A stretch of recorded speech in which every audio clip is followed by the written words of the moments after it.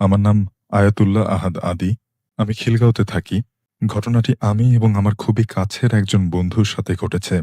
২ বছর অর্থাৎ ২০১৯ সালের নভেম্বর মাসে আমি এবং আমার বন্ধু স্কুলের পরীক্ষা শেষ করে বন্ধুর গ্রামের বাড়িতে ঘুরতে যাওয়ার জন্য আমার বন্ধু আমাকে প্রস্তাব দেয়। ওর নাম তৌহিদ এবং ওর গ্রামের বাড়ি পাবনা। গ্রামটি খুব একটি উন্নত নয় বলতে গেলে। তা ছিল এক ধরনের মফস্বল গ্রাম।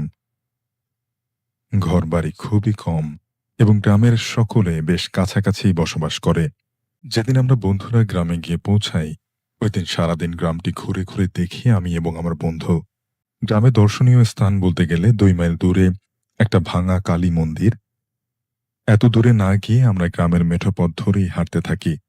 বেশ কিছুক্ষণ পরেই আমাদের সাথে গ্রামের বেশ পুরনো একটা বট গাছের নিচে একজন ৬ ফুট লম্বা সন্ন্যাসীর মতো দেখতে একজনের সাথে দেখা হয়। সময়টা ছিল তখন প্রায় সন্ধ্যা, মানে সূর্য তখন পশ্চিমে ডুবে গিয়েছে। এই সময় বাড়ি ফেরবার পথে এমন একজন লোককে দেখে আমরা একটু কৌতূহলে পড়ে যাই এবং সেই সন্ন্যাসীর কাছে যাই। কারণ সারাদিন ঘুরেও ভালো কিছু একটা দেখতে পাইনি। কিন্তু এখন একটা রোমাঞ্চকর বিষয় দেখে সেই সন্ন্যাসীর কাছে যাই এবং তখনই সে চোখ খুলল। মুখে তার রাগী রাগী একটা ভাব, চোখে কালো সুরমা লাগানো এবং বেশ বড় দাড়ি। আমরা তার সাথে কথা বলতে গিয়ে সেই সন্ন্যাসী রাগান্বিত চেহারায় বটগাছটির পেছনের দিকে গিয়ে কি যেন একটা করতে লাগলো।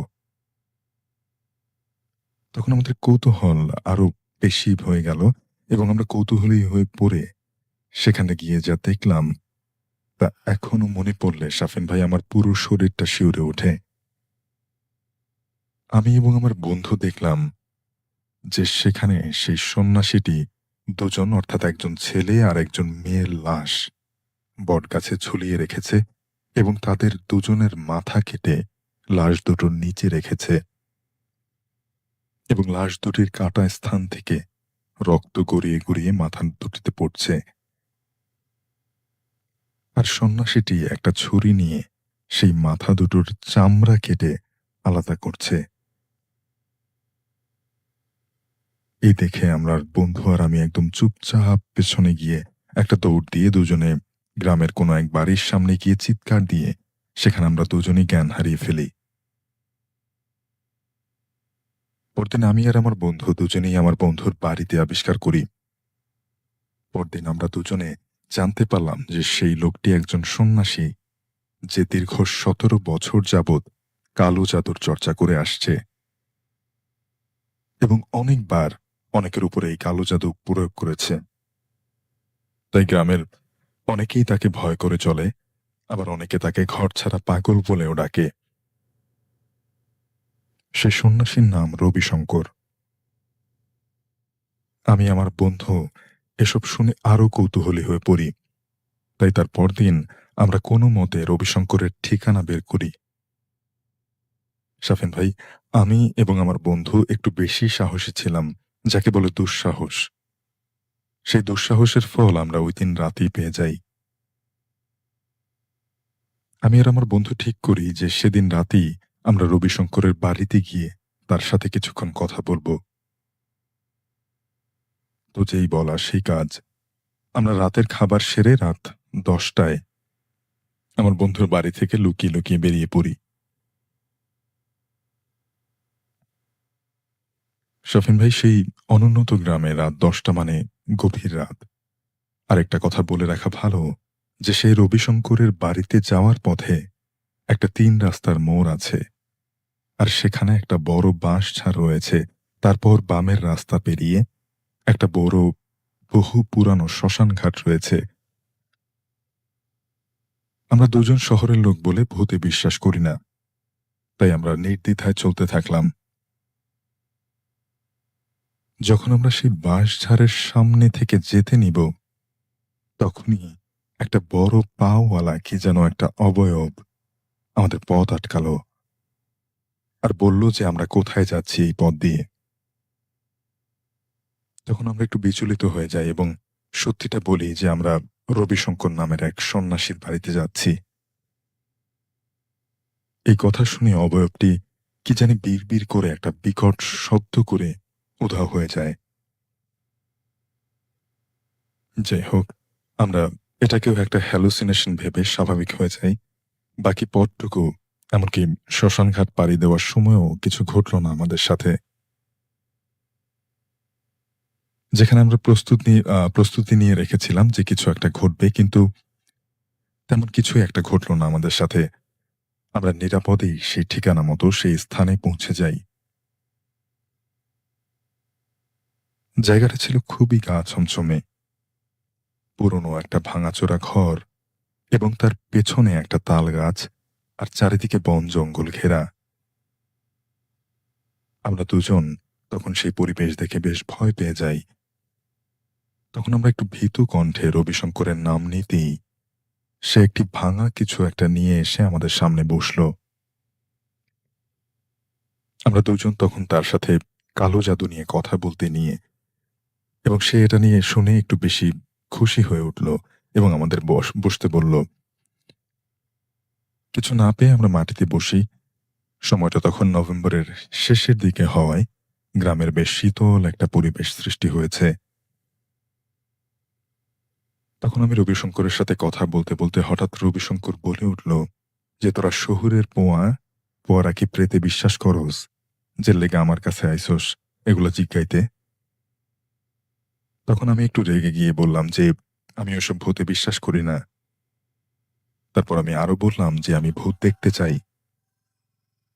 তখন আমার বন্ধু তৌহিদ আমার হাতটা চেপে ধরে বলল যে, চলে যাই এখান থেকে, এর সাথে লাগতে যাস না। তখন রবিশঙ্কর তার ঘর থেকে কিছু জিনিসপত্র নিয়ে আসে। অনেক অন্ধকার ছিল বলে চাঁদের আবছা আলোতে যা দেখি তা হলো একটা বাসন, কিছু ফুল, কিছু কাটা চুল, একটা খলি এবং একটা লাঠির মতো কিছু একটা। লাঠিটা দিয়ে সে আমাদের দুজনের চারিদিকে গোল করে দুটি বৃত্ত এঁকে দিল এবং কি যেন একটা বিড়বিড় করে পড়ে ফু দিল। তারপর সে বলল যে যাই হোক না কেন, এই বৃত্ত থেকে যেন আমরা বের না হই। তারপর সেও একটি গোল বৃত্তের মধ্যে বসে পড়ল। আমি বলে উঠলাম যে, আপনার তো অনেক ক্ষমতা, আপনার এটা কেন দরকার? সে বলল যে, শয়তান মাঝে মাঝে অনিয়ন্ত্রিত হয়ে পড়ে, তাই সুরক্ষা নিয়ে রাখা ভালো। এরপর রবিশঙ্কর আকাশের দিকে তাকিয়ে কি জানি একটা পড়তে থাকল এবং জোরে জোরে যে রবিশঙ্কর যেন কারো কাছে আকুতি মিনতি করছে। তারপর হঠাৎ একটা শীতের দিনে আমরা দুইজন গরম একটা বাতাস অনুভব করি। অতঃপর রবিশঙ্কর বলে উঠল যে তারা আসছে। এটা শুনে আমাদের দুজনের মনে একটা অজানা ভয় করতে থাকে এবং আমরা ঘামতে শুরু করি। হঠাৎ রবিশঙ্কর একটা বিশ্রী হাসি দিয়ে আমাদের দিকে তাকিয়ে থাকে। তারপর আমরা যা দেখি তা কখনোই কেউ দেখতে চাইবে না। আমরা দেখি যে সেই বাড়ির পেছনের তালগাছ থেকে এক ধরনের গোঙানির আওয়াজ আসছে এবং আমাদের চোখ সেখানে পড়তেই আমাদের শিরদাঁড়া দিয়ে একটা ঠান্ডা স্রোত বয়ে গেল। আমরা দেখলাম যে তালগাছের উপরে একটা মেয়ে দুপা ছড়িয়ে অদ্ভুতভাবে বসে আছে এবং একটা বিশ্রী হাসি দিয়ে আমাদের দিকে তাকিয়ে আছে। কিছুক্ষণ পরেই সেই মেয়েটি একটা বিকট চিৎকার দিয়ে উড়ে এসে আমাদের একদম ঠিক ১ ফিটের মতো দূরত্বের সামনে এসে দাঁড়িয়ে পড়ল।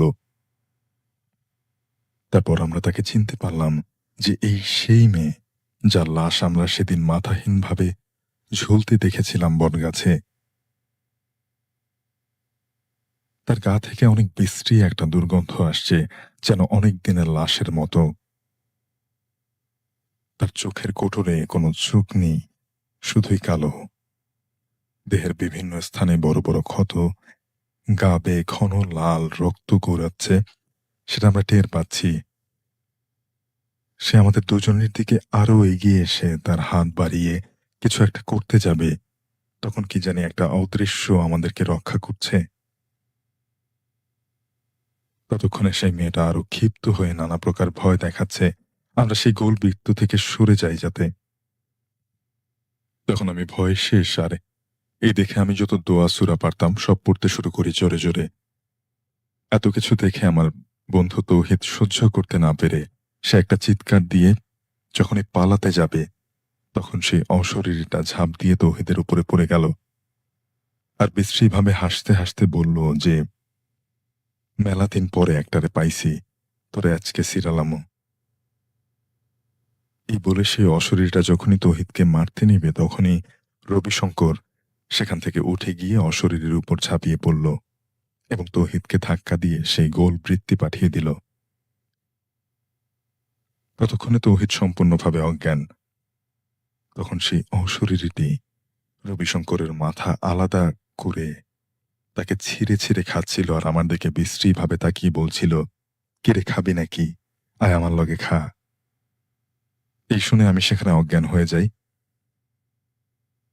পরদিন সকালে তৌহিদের ডাকে উঠি এবং চারদিকে তাকিয়ে দেখি যে রবিশঙ্করের দেহ ছিন্ন বিচ্ছিন্নভাবে ছড়িয়ে ছিটিয়েছিল। সেই বন জঙ্গলের মধ্যে চারদিক নিস্তব্ধ আর তার দেহহীন মাথাটি আমাদের দিকে রাগী দৃষ্টিতে তাকিয়ে আছে। আর মনে হচ্ছিল যে রবিশঙ্কর বলছে, কিরে শহরের লোকেরা, এবার বিশ্বাস হইল যে প্রেত বলে কিছু আছে। আমি আর তৌহিদ তার বাড়ি যাওয়ার পর তৌহিদের বাড়ির সবাই কান্নাকাটি করতে প্রায় শেষ হয়ে গিয়েছে।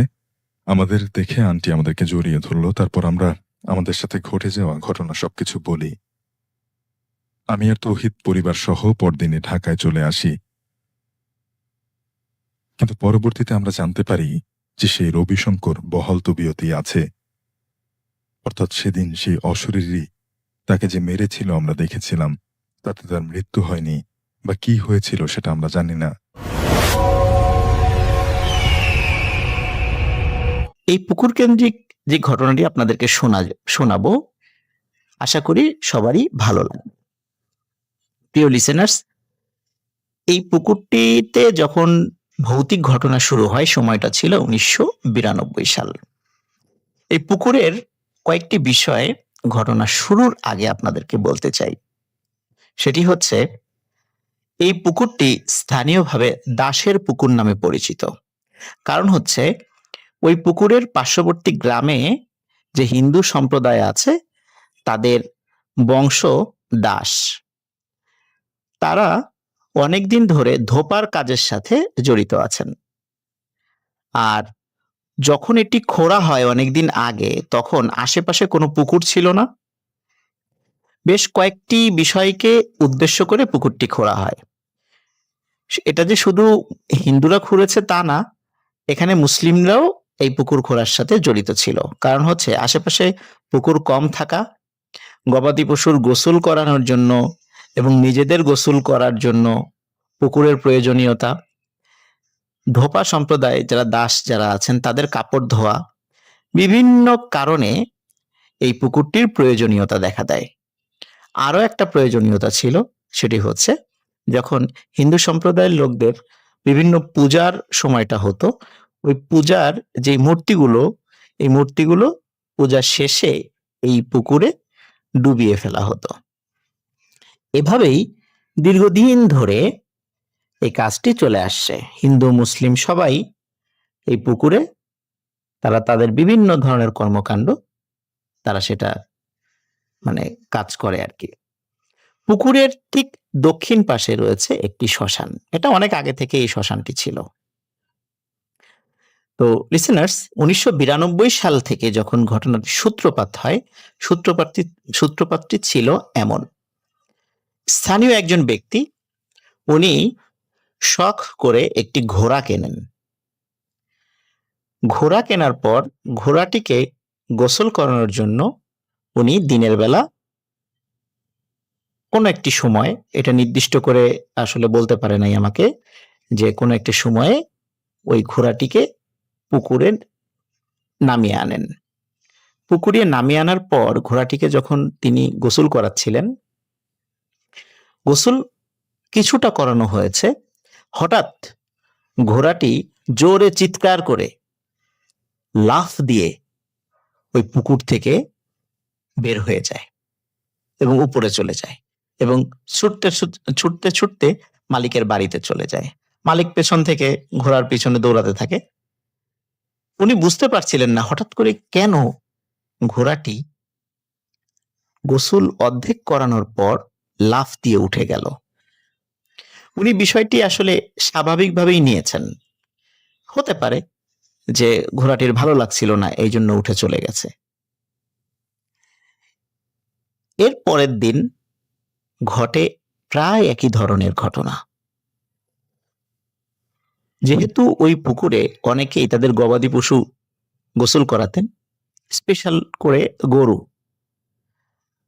একদিন একজন ব্যক্তি, মানে ঠিক পরের দিনই আর কি, তার দুটো গরু গোসল করানোর জন্য পুকুরে নামান। নামানোর সাথে সাথে গরু দুটি ভয়ঙ্করভাবে চিৎকার করতে করতে পুকুর থেকে উঠে দৌড় দিয়ে চলে যায়। এমন মনে হচ্ছিল যে পানিতে নামার পর হঠাৎ এমন কোনো গরম, মানে মনে হচ্ছে যে ওদেরকে গরম কোনো তেলের মধ্যে ছেড়ে দেওয়া হয়েছে, এমন ভাবে ছটফট করতে করতে উঠে দৌড় দেয়। আসলে এতদিন ধরে পুকুরে গোসল করানো হচ্ছে গরু, ছাগল, বিভিন্ন গবাদি পশু, কখনোই কিন্তু এই ধরনের ঘটনা ঘটেনি। তাহলে হঠাৎ করে কেন এই সমস্যার সৃষ্টি হচ্ছে? এভাবে প্রতিদিনই যেই কোনো গরু ছাগল নামাতো, সাথে সাথে এই ধরনের ঘটনা ঘটতো। গরু ছাগলগুলো এরপর থেকে কোনোভাবেই তাদেরকে দড়ি ধরে টেনে কোনোভাবেই পুকুরে নামানো যেত না। আসলে বোবা প্রাণী, ওরা তো আর বলতে পারে না যে আসলে ওদের সাথে কি হয়েছে। কিন্তু মানুষ সেভাবে বুঝতে পারছিল না যে কেন গরু ছাগলগুলো পুকুরে নামতে চাচ্ছে না, বা নামলেও এই ধরনের অস্বাভাবিক আচরণ কেন করছে। এর মধ্যে ঘটে যায় আরো একটি ঘটনা। গ্রামের হিন্দু পাড়ার, মানে ওই দাস পাড়ার ছোট্ট একটি মেয়ে, 5 থেকে 7 বছর বয়স, নাম হচ্ছে নূপুর। প্রতিদিনের মতো দুপুরবেলা নূপুর তার বন্ধু বান্ধবদের সাথে গোসল করতে আসতো। বাচ্চাদের একটা গ্রুপ ছিল, তারা প্রতিদিন একসাথে গোসল করতে আসতো, বা গোসল করে একসাথে আবার বাড়িতে চলে যেত। এই নূপুর তার বন্ধু বান্ধবদের সাথে গোসল করতে আসে এবং গোসলের পরে সে আর বাড়িতে ফিরে যায় না। এখন বাড়ির লোকজন যখন দুপুর গড়িয়ে বিকাল হয়ে যায় তখন নূপুরকে খুঁজতে বের হয়।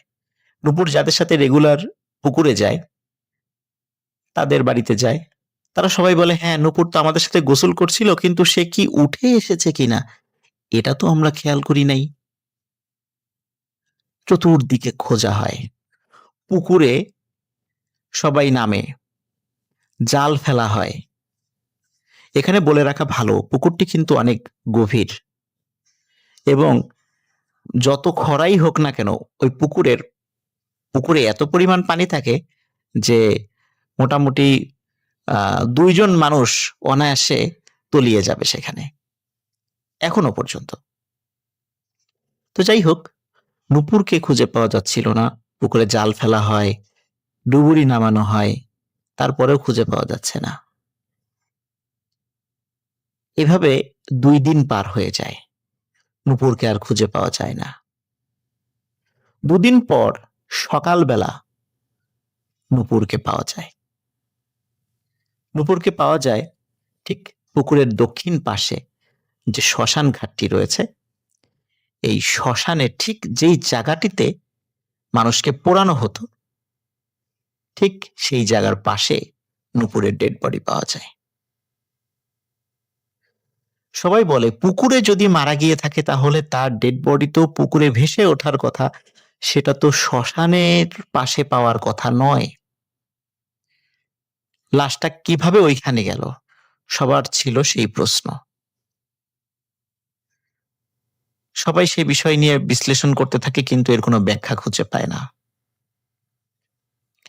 এই ঘটনার 5 থেকে 7 দিন পরে আরেকটি ঘটনা ঘটে। গোসল করতে নেমে আরেকটি বাচ্চা নিখোঁজ হয়ে যায়। তাকেও কোথাও পাওয়া যাচ্ছিল না। ঠিক 1 দিন পর সেই বাচ্চাটিকে শ্মশানের পাশে পাওয়া যায়। এইভাবে বাচ্চাদেরকে মৃত অবস্থায় যখন পাওয়া যাচ্ছিল, গ্রামের মধ্যে একটা আতঙ্ক সৃষ্টি হয়ে যায় যে এই পুকুরে নামার পরে কেউ না কেউ উঠছে না, আবার পুকুরে লাশও ভেসে উঠছে না, লাশটা পাওয়া যাচ্ছে শ্মশানের কাছে। এটা কেন হচ্ছে? সবার মধ্যে যে যখন এই আতঙ্ক সৃষ্টি হয়ে যায়, তখন গ্রামের অধিকাংশ পরিবারের বাচ্চাদেরকেই এই পুকুরে গোসল করানোর জন্য পাঠানো হতো না। প্রথম যেই দুটি মৃত্যু ঘটে, এই দুটি মৃত্যুর ঘটনা ছিল হিন্দু পরিবারের সাথে। তখনও মুসলিম পরিবারের বা মুসলিম পাড়ার কারো সন্তানের মৃত্যু ঘটেনি। কিন্তু থার্ড নাম্বারে গিয়ে একটা মুসলিম পরিবারের সন্তানের মৃত্যু ঘটে। ঠিক একই রকম ভাবে তার লাশও শ্মশানের পাশে পাওয়া যায় একদিন পর। আসলে গ্রামের লোকজন খুবই গরিব মানুষ ছিলেন। তখন মানে তারা যেহেতু দিন আনতেন, দিন খেতেন, তারা যে মানে এই বিষয় নিয়ে আর তাদের শিক্ষার হারও অনেক কম ছিল। তারা যে এই বিষয়টা আসলে কেন হচ্ছে, কিভাবে হচ্ছে, তারা যে কোথায় গিয়ে সমাধান পাবেন, এই বিষয়গুলো তারা সমাধান মানে কোনো সিদ্ধান্তে উপনীত হতে পারছিলেন না। চতুর্থবার ঘটে একটি ভিন্ন ধরনের ঘটনা। ওই গ্রামের মুসলিম পাড়ার একটি বাড়িতে একটি বাচ্চা ছিল, নাম ছিল আব্দুল্লাহ। এই আব্দুল্লাহ সে রাতের বেলা ওয়াশরুমে যাবে। আপনারা তো জানেন যে গ্রামের ওয়াশরুম গুলো বাসা থেকে বাইরে থাকে। তো আব্দুল্লাহ যখন ওয়াশরুমে যাবে, তখন রাতের বেলা তার পিতামাতাকে ডাকে। ওনারা দুইজন গভীর ঘুমে ছিলেন। তখন তার বাবা একটা টর্চ লাইট হাতে দিয়ে, আব্দুল্লাহ কিন্তু খুব ছোট ছিল না, তার বয়স 12-13 ছিল। তো হাতে একটা টর্চ লাইট দিয়ে বললো, তুমি একাই যাও। আর যেহেতু এটা মাঝে মাঝে সে একাই যেতে পারতো, এই জন্য পিতামাতা আসলে ওইভাবে তার সাথে যাওয়ার প্রয়োজনীয়তা বোধ করেনি। বাইরে হচ্ছিল গুড়ি গুড়ি বৃষ্টি। তো আব্দুল্লাহ টর্চ লাইট নিয়ে সে ওয়াশরুমে যায়, কিন্তু দীর্ঘ সময় ধরেও সে ফিরে আসছে না। তখন তার বাবা, উনি কিন্তু তার মা ঘুমে থাকলেও ওনার মানে আব্দুল্লাহর বাবা একটু সজাগ ছিলেন। উনি চিন্তা করছিলেন যে ছেলেটা আসুক, তারপরে দরজাটা লাগিয়ে তারপর ঘুমিয়ে যাব। যেহেতু বাইরে বৃষ্টি হচ্ছিল, এই জন্য উনি আসলে ওইভাবে, আচ্ছা ওনার বাসায় ছাতাও ছিল একটা, এই জন্য আসলে উনি বাইরে ওই সময় যাওয়ার ইচ্ছা পোষণ করেননি। কিন্তু যখন দীর্ঘ সময় হয়ে যাচ্ছিল, আব্দুল্লাহ যখন ফিরে আসছিল না, তখন উনি চিন্তা করে, কি ব্যাপারে, এতক্ষণ তো থাকার কথা নয়। উনি তখন হাতের হারিকেনটা নিয়ে বের হন। যেহেতু টর্চ লাইটটা আব্দুল্লাহ নিয়ে গেছে, হাতের হারিকেনটা নিয়ে বাইরে বের হন। বের হওয়ার পর উনি গিয়ে দেখেন ওয়াশরুমের দরজা খোলা। আব্দুল্লাহ কোথায়? আব্দুল্লাহ তো ঘরে ঢোকেনি। এত রাত্রে তো আসলে আব্দুল্লাহর কোথাও যাওয়ার কথাও নয়। তখন উনি আশেপাশে একটু খোঁজার চেষ্টা করেন, দেখেন আব্দুল্লাহ নাই। তাকে ডাকাডাকি করেন, নাই নাই নাই। ওনার ডাক শুনে আব্দুল্লাহর মা ঘর থেকে বের হয়ে আসে। তার ঘুম ভেঙে যায়, বের হয়ে আসে। এসে বলে, কি হয়েছে? তখন আব্দুল্লাহর বাবা বলেন যে দীর্ঘ সময় পরেও যখন আব্দুল্লাহকে পাওয়া যাচ্ছিল না, এই জন্য উনি খুঁজতে বের হয়ে আব্দুল্লাহকে এখন পাচ্ছেন না। তখন ওনারা যখন চিৎকার চেঁচামেচি শুরু করেন, পাশের প্রতিবেশীরাও রাতের বেলা তাদের ঘুম ভেঙে যায়, তারা চলে আসেন। চলে আসার পর যেহেতু গুড়ি গুড়ি বৃষ্টি হচ্ছিল, মাটিতে শক্ত মাটি ছিল না, কাদা মাটি হয়ে গেছিল। তারা টর্চ লাইট জ্বালিয়ে খেয়াল করলেন যে আব্দুল্লাহর পায়ের ছাপ ওয়াশরুমে গেছে এবং ওয়াশরুম থেকে বের হয়েছে 3-4 হাত বের হয়েছে আব্দুল্লাহর পায়ের ছাপ। এরপরে আব্দুল্লাহর এই ছোট পায়ের ছাপটা অনেক বড় মনে হচ্ছে। মনে হচ্ছে এটা কোনো মানুষের পায়ের ছাপ না, এটা দানবাকৃতির কোন একটা প্রাণীর পায়ের ছাপ মনে হচ্ছে সেখানে। এবং ওই ছাপটা আস্তে আস্তে পুকুরের দিকে চলে গেছে। তখন সবাই ভয় পেয়ে যান যে নিশ্চয়ই কোনো ভয়ঙ্কর কিছু আব্দুল্লাহকে এখান থেকে ধরে নিয়ে গেছে। সবাই মানে প্রচন্ড জোরে চিৎকার চেঁচামেচি শুরু করেন। গ্রামের লোকজন ওই রাত্রেবেলায় চলে আসে। সবাই এসে পুকুর পাড়ে জড়ো হয়। জড়ো হওয়ার পর রাতের বেলায় পুকুরে তাকে খোঁজ করা শুরু হয়। কিন্তু পুকুরে তাকে কেউ রাতের বেলা খুঁজে পাচ্ছিল না। হঠাৎ করে একজন বলল, "এই দেখো, দক্ষিণে শ্মশানের দিকে কিছু একটা দেখা যাচ্ছে।" তখন কিন্তু অনেক লোক সাক্ষী ছিল।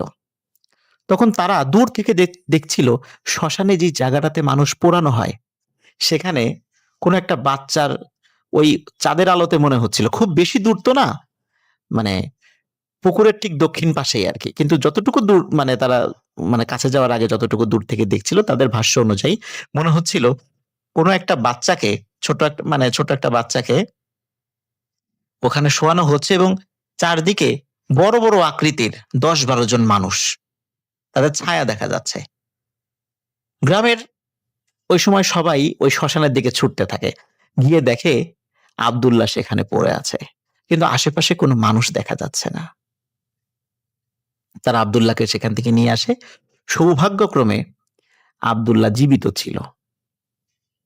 তাকে হয়তোবা তখনও মারতে পারেনি। আব্দুল্লাহকে চিকিৎসা করে সুস্থ করা হয়, তার জ্ঞান ফেরে। জ্ঞান ফেরার পরে আব্দুল্লাহকে জিজ্ঞাসা করা হয় যে, "তোমার সাথে কি ঘটেছিল, কিছু মনে আছে?" তখন আব্দুল্লাহ বলছিল সে যখন ওয়াশরুমে গিয়েছে, ওয়াশরুমের বাইরে সে অদ্ভুত কিছু শব্দ শুনতে পায়। মনে হচ্ছিল যে কোনো একজন খুবই ক্ষুধার্ত কোনো এক মানুষ, শরীরের জোর না থাকলে যেভাবে কথা বলে, খুব দুর্বল আকৃতিতে কথা বলছে এবং কান্নাকাটি করছে। আবার কখনো অদ্ভুত কিছু জন্তুর আওয়াজ সে শুনেছে, এরকমই আব্দুল্লাহ বলেছে। যখন আব্দুল্লাহ ভয় পেয়ে দ্রুত ওয়াশরুমের কাজ সেরে বের হয়েছে, বের হওয়ার পর তার সামনে ভয়ঙ্কর কালো আকৃতির একটি ছায়ামূর্তি সে দেখতে পায়। এরপরে আব্দুল্লাহর আর কিছু মনে নেই।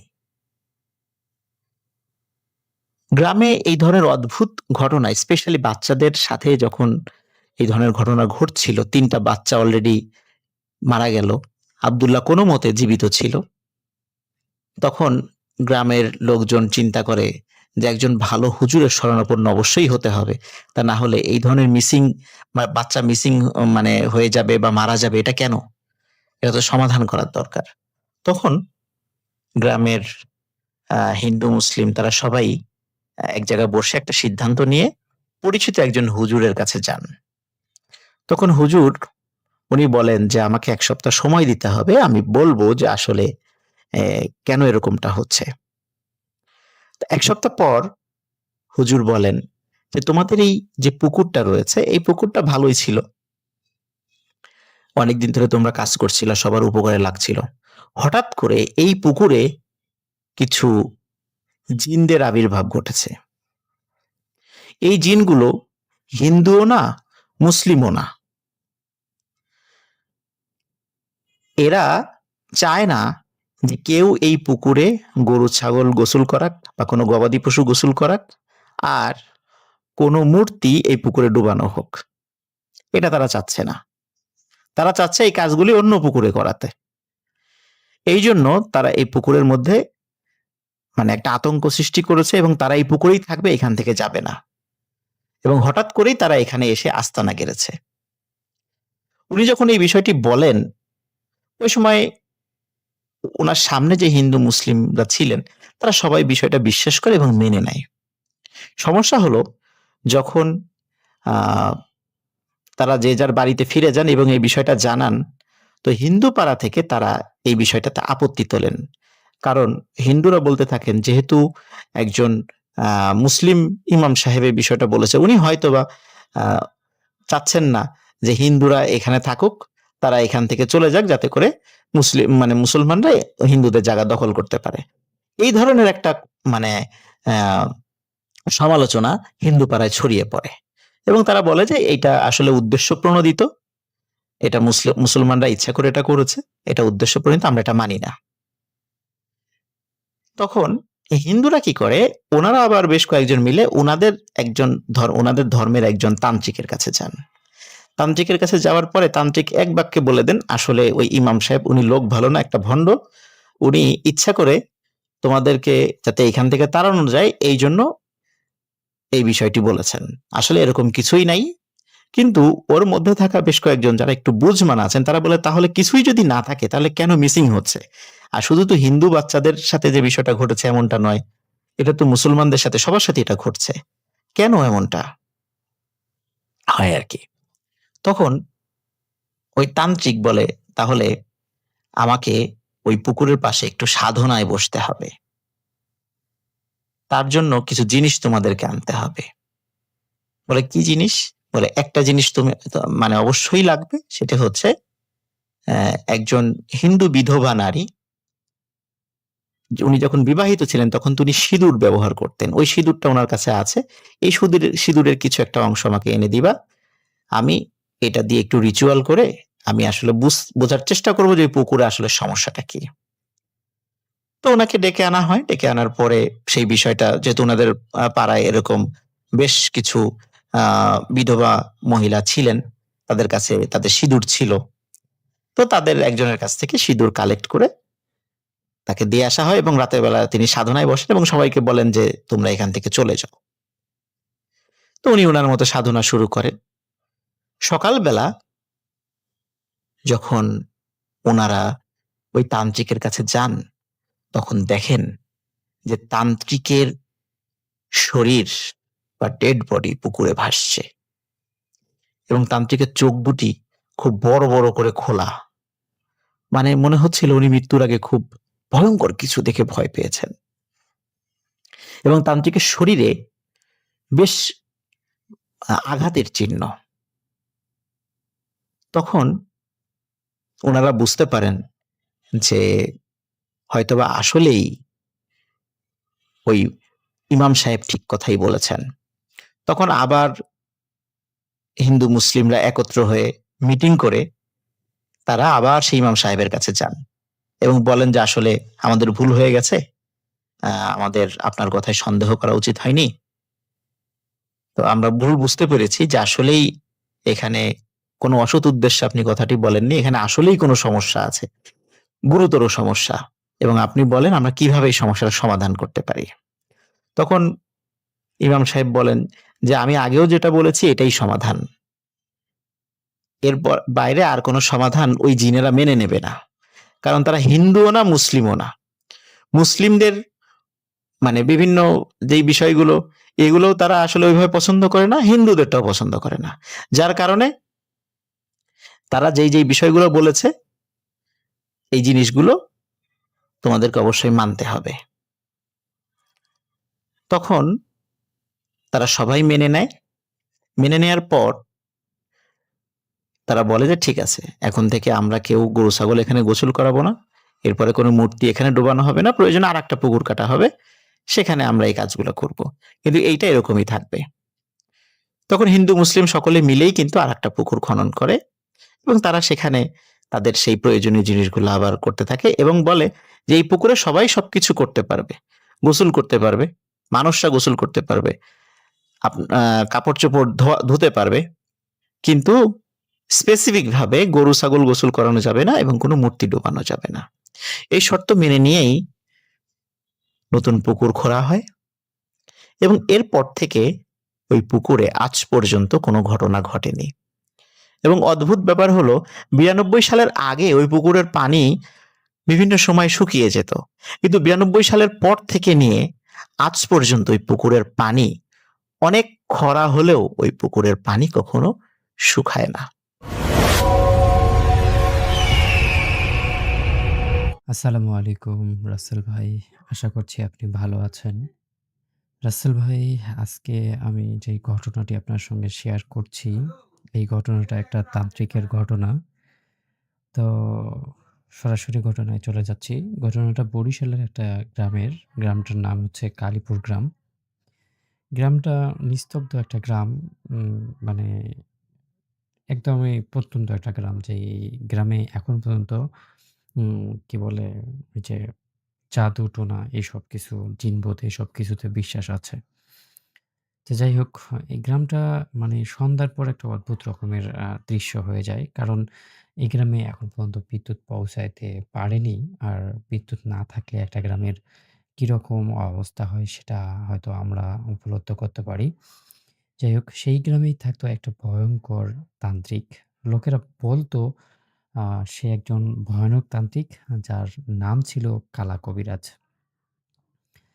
কেউ জানতো না তার আসল নাম কি বা সে কোথায় থাকতো, কোথা থেকে এসেছে। তার এক কথায় পরিচয় কিছুই ছিল না। শুধুমাত্র তাকে সবাই কালা কবিরাজ বলেই জানতো। সে থাকতো গ্রামের একেবারে শেষ প্রান্তে পুরনো একটা ভাঙ্গা মন্দিরের পাশে। জায়গাটা সবসময় ঠান্ডা আর অন্ধকারে থাকতো। দিনের বেলাতেও যেন সূর্যের আলো সেই জায়গাটায় ঠিকমতো ঢুকতো না। জায়গাটা দেখলেই মনে হবে যে আসলে এটা একটা ভয়ানক একটা ফাঁদ বা ভয়ানক একটা জায়গা।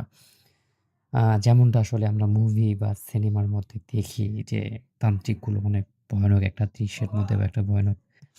আর সেই জায়গা থেকে রাত হলে বিভিন্ন ধরনের মন্ত্রতন্ত্র আওয়াজ ভেসে আসতো। মানুষ আসলে জানতো না কালা কবিরাজ মূলত কি করে? কিন্তু সবাই এতটুকু জানতো যে সে কোনো মানুষের ক্ষতি করে না বা সে আসলে কারো ডিস্টার্ব করে না। তো কিছুদিন পর আরকি বেশ কিছুদিন পর গ্রামের মানুষ বলাবলি শুরু করত যে সে নাকি মৃত আত্মাদের ডেকে আনতে যে একটা তপস্যা আছে, যে একটা মানে তান্ত্রিকের একটা যে কি বলে এটাকে চর্চা আছে, সেই চর্চা সে করত আরকি। মৃত আত্মাদের সঙ্গে কথা বলার চেষ্টা করত সে।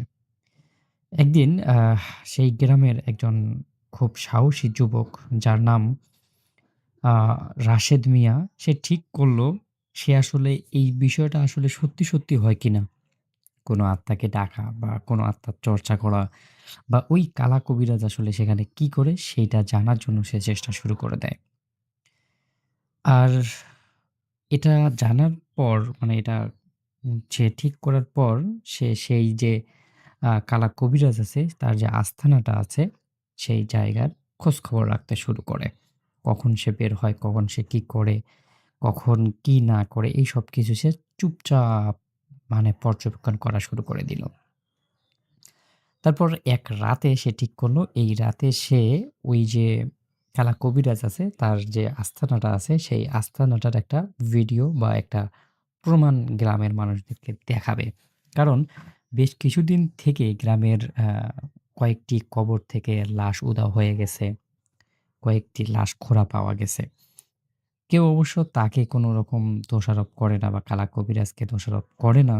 যদিও তার ওই আস্থাটা এখন পর্যন্ত কেউ চেক করেনি।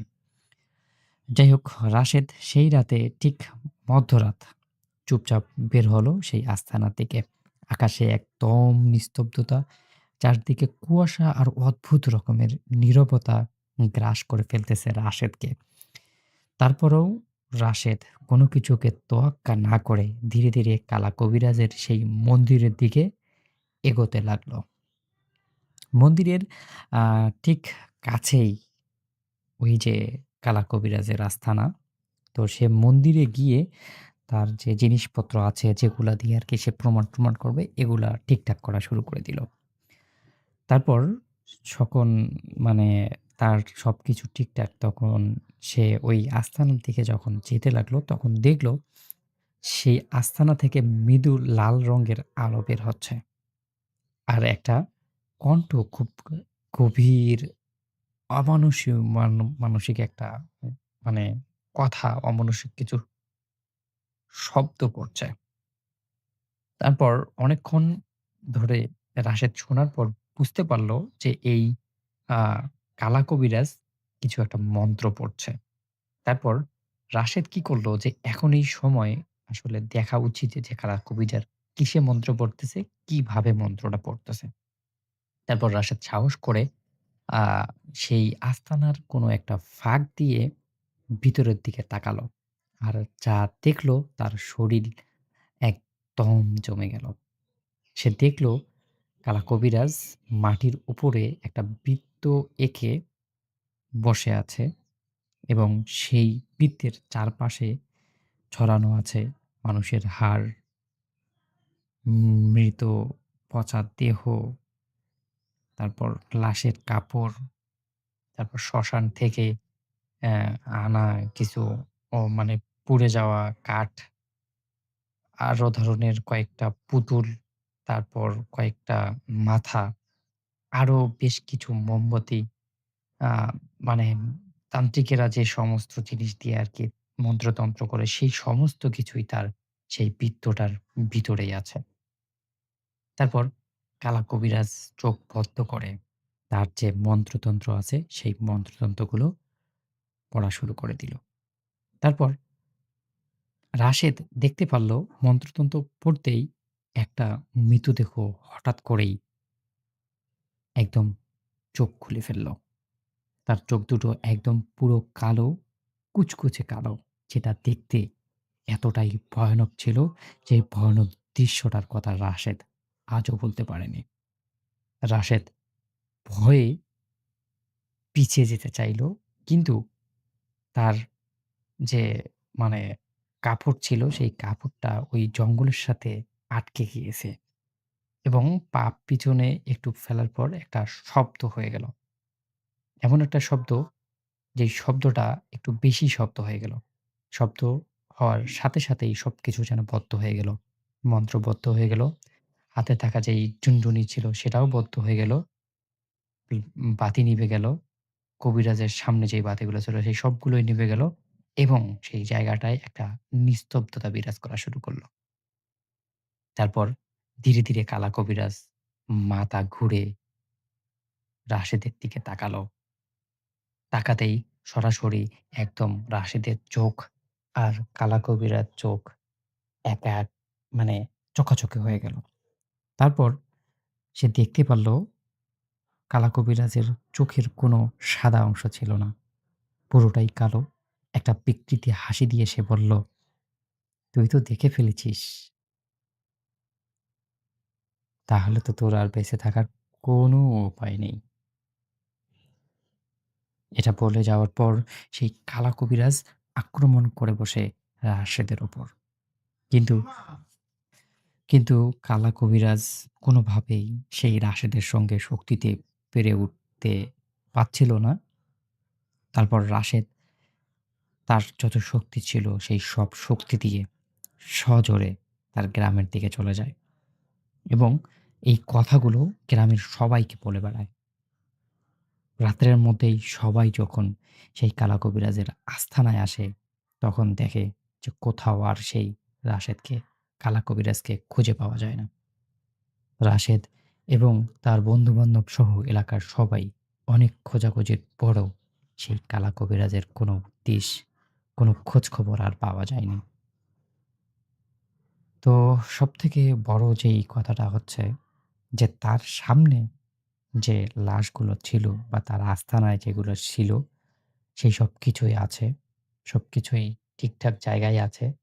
শুধুমাত্র কালা কবিরাজই ছিল না সেখানে। এভাবেই শেষ হয়ে যায় রাশেদের ঘটনা। ঘটনাটি কেমন লাগলো অবশ্যই জানাবেন। সবাই ভালো থাকবেন, সুস্থ থাকবেন। আল্লাহ হাফেজ।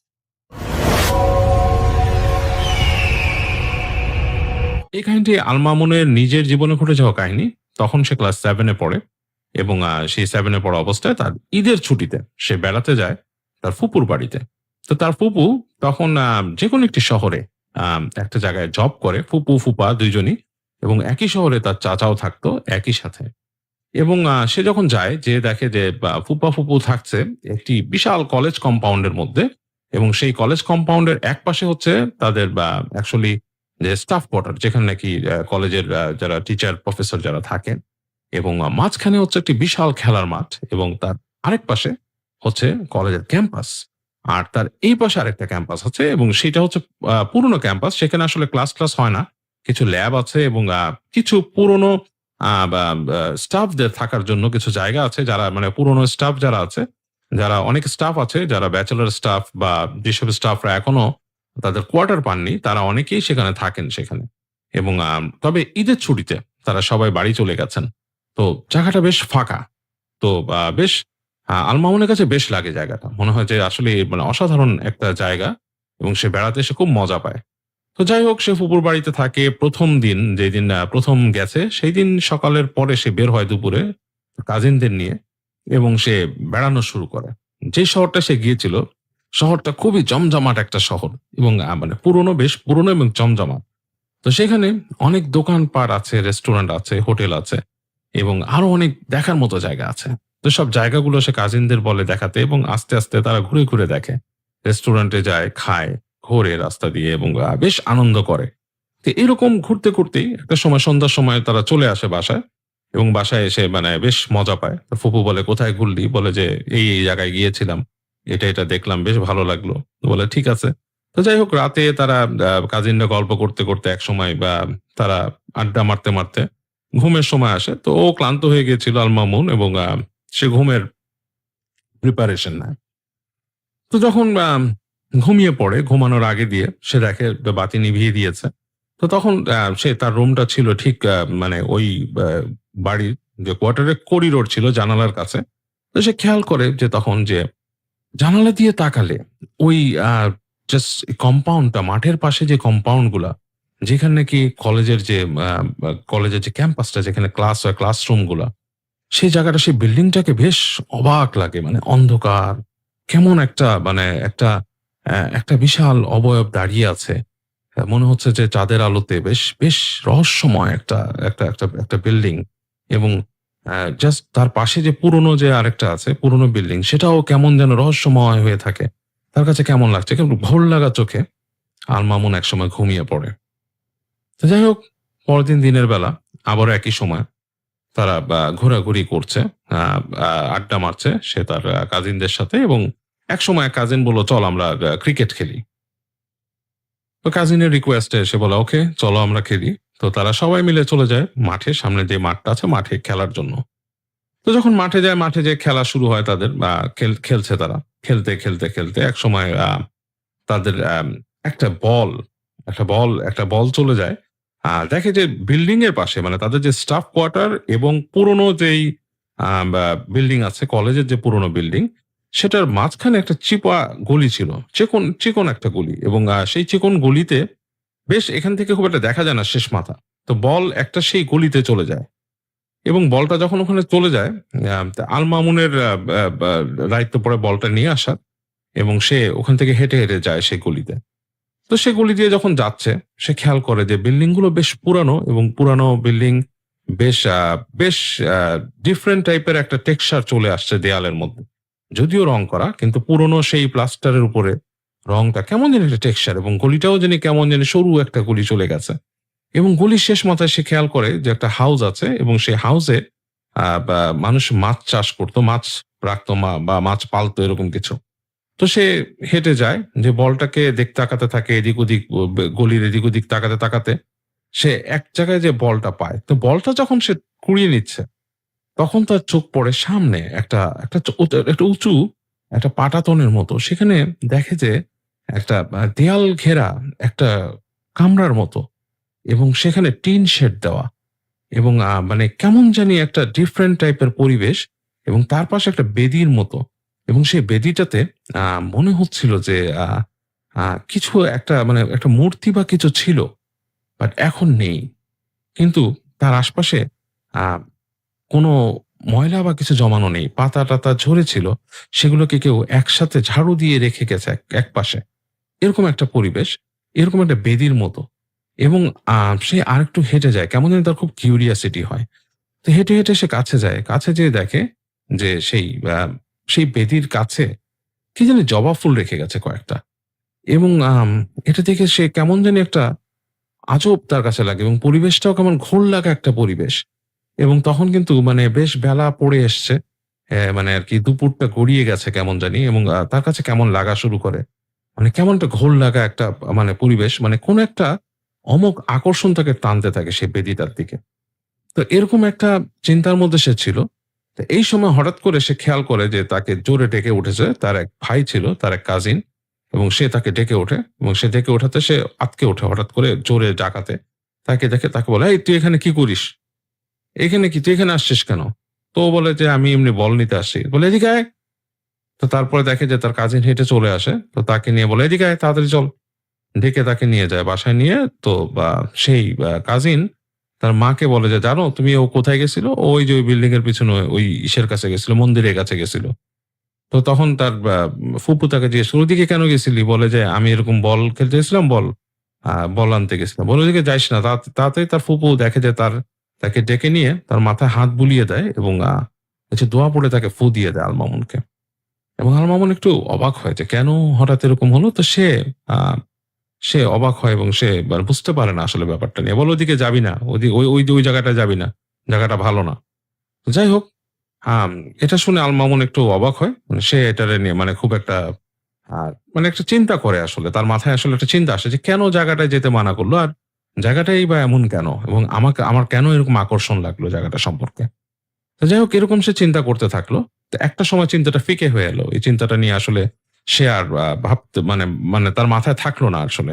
এর মধ্যে বাসায় কিছু রিলেটিভ এলো সারাদিনের শেষে এবং সন্ধ্যার দিকে, এবং তারা এসে খুব গল্প আড্ডা মারতে থাকলো এবং তারা আসছে আসলে বাইরে থেকে, শহরের বাইরে থেকে। সো তারা যখন আসছে তাদের সাথে বেশ সময় কাটাতে দেখা গেল যে তারা আসলে ঐদিন থাকবে। তো তারা যখন থাকবে, আ বা আসলে থাকার জায়গা ঐদিন আল মামুনের থাকার জায়গাটা হলো তার ছোট চাচার সাথে। তো তার ছোট চাচা যেটা যেখানে থাকতো, তিনি থাকতেন আসলে সেই পুরনো বিল্ডিংটাতে। পুরনো বিল্ডিংটাতে আরো কিছু স্টাফদের সাথে তিনি থাকতেন সেখানে। বা সেখানে থাকার ব্যবস্থা আছে। মানে বিল্ডিং এর কর্নারে থাকার ব্যবস্থা আছে এবং সেই জায়গাটাতে আ একটা বিশাল করিডোর এবং করিডোরের শেষেই রুমটা। এবং যেহেতু ঈদের ছুটি চলছে তখন আসলে কেউ নেই। তো শুধুমাত্র তার ছোট চাচা এবং আরেকজন ব্যক্তি সেখানে ছিলেন এবং আল মামুনের থাকার ব্যবস্থা হয় সেখানে। তো আল মামুন হেঁটে যায়। সে খেয়াল করে যে ওই করিডোর ধরে হেঁটে অন্যান্য রুমগুলোতে তালা মারা। হেঁটে যখন যাচ্ছে শেষ দিকের যে রুমটা সেটাতে তারা থাকবে এবং সেই রুমের পাশেই একটা বিশাল বাথরুম আছে এবং বাথরুমটা হচ্ছে কমন বাথরুম। লাইক কোনো অফিসে বা কোনো ইউনিভার্সিটি এলাকায় যেরকম বাথরুম থাকে আপনারা দেখেছেন সেরকম একটা বাথরুম আরকি সেখানে। এবং সেই বাথরুমের আশেপাশে অনেকগুলো বেঞ্চ, পড়ার বেঞ্চ এবং টেবিল রাখা আশেপাশে, মানে স্তূপ করে রাখা। মানে এক সাইডে পাইল আপ করে রাখা অনেকগুলো। তো সেগুলো যখন সে দেখলো, সে দেখছে যে তখন তো রাত অলরেডি এবং অন্ধকার এবং ওই করিডোরটা খুব একটা আলোকিতও না। মানে হালকা আলো জ্বলছে এবং তার মধ্যে সে দেখলো যে এখানে পাইল আপ করে রাখা এবং তারা যে রুমটার কাছে গেল সেখানে করিডোরে আসলে কোনো বাতি নেই। বেশ অন্ধকার এবং রুমে ঢুকে গেল। অলরেডি রাত হয়ে গেছে, ১০টা ১০:৩০ বাজে। ঘুমানোর সময় চলে আসছে। ৩ জনের জন্য ৩ টা বিছানা এবং বিছানাগুলো ছিল আম আ আ লাইক আয়রন বা যেটা নাকি আমরা দেখি অনেক সময় আগে ছিল, এখন খুব একটা দেখা যায় না। লোহার বিছানা এবং সেটার মধ্যে আসলে নাইলন দিয়ে তৈরি করা থাকে ওটা শোয়ার জায়গাটা। মানে ওটার মধ্যে আলাদা কোনো মাঝখানের যে মাচাল বা যেটা থাকে সেটা কিন্তু কাঠের, সেটা থাকে না। লোহার বিছানা কিন্তু তার দিয়ে বোনা থাকে আরকি, যেটা নাইলনের সুতা দিয়ে বোনা থাকে। মোটা নাইলনের রশি দিয়ে বোনা। তো যাই হোক, এরকম বিছানা আরকি। এরকম ৩ টা ইন্ডিভিজুয়াল বিছানাতে তারা ৩ জন থাকবে এবং রুমটা বেশ বড়। এখানে আর কেউ নেই। তো যাই হোক, এরকম রুমে থাকার ব্যবস্থা হয়। তো তাকে জিজ্ঞেস করে তার যে ছোট চাচার বন্ধু থাকে, সেও চাচা ডাকে। বলে, "কি চাচ্চু, কি চিন্তা করতেছো? ঘুমাইতে পারবা এখানে?" তো সে বলে যে, "হ্যাঁ চাচ্চু, পারবো, অসুবিধা নাই। তো ঘুমাও তুমি। তোমার এখানে বিছানা।" মানে তার আল মামুনের বিছানাটা হচ্ছে ওখানে একটা জানালা আছে, জানালার পাশে। আর তার আ ঠিক ওই পাশেই অপোজিটেই হচ্ছে গিয়ে তার চাচার বিছানা। আর তার এই সাইডে হচ্ছে সেই যে চাচার ফ্রেন্ড যে আরেকজন আছে, রুমমেট, তার বিছানা। তো ৩ জনে মোটামুটি রাত্রেবেলা দরজা লাগিয়ে ঘুমিয়ে পড়ে, শুয়ে পড়েছে। ঘুম আসছে না। অপরিচিত পরিবেশ। আলামুনের একদমই ঘুম আসছে না। শুয়ে চিন্তা করছে যে কি ব্যাপার? তো যখন এরকম মানে জাস্ট বিভিন্ন আকাশ-পাতাল ভাবছে সে। অপরিচিত পরিবেশ এবং অন্ধকার, রুমের মধ্যে হালকা আলো আসছে জানালার ফাঁক দিয়ে। তো এরকম যখন অবস্থা, তখন হঠাৎ করে তার মনে হয় যে সেই করিডোরের মধ্যে কে জানি হাঁটছে এবং হাঁটার শব্দটার সাথে চিক করে সে একটা শব্দ পাচ্ছে। এবং এই যে পায়ের যে চিক শব্দটা হচ্ছে নূপুরের শব্দ।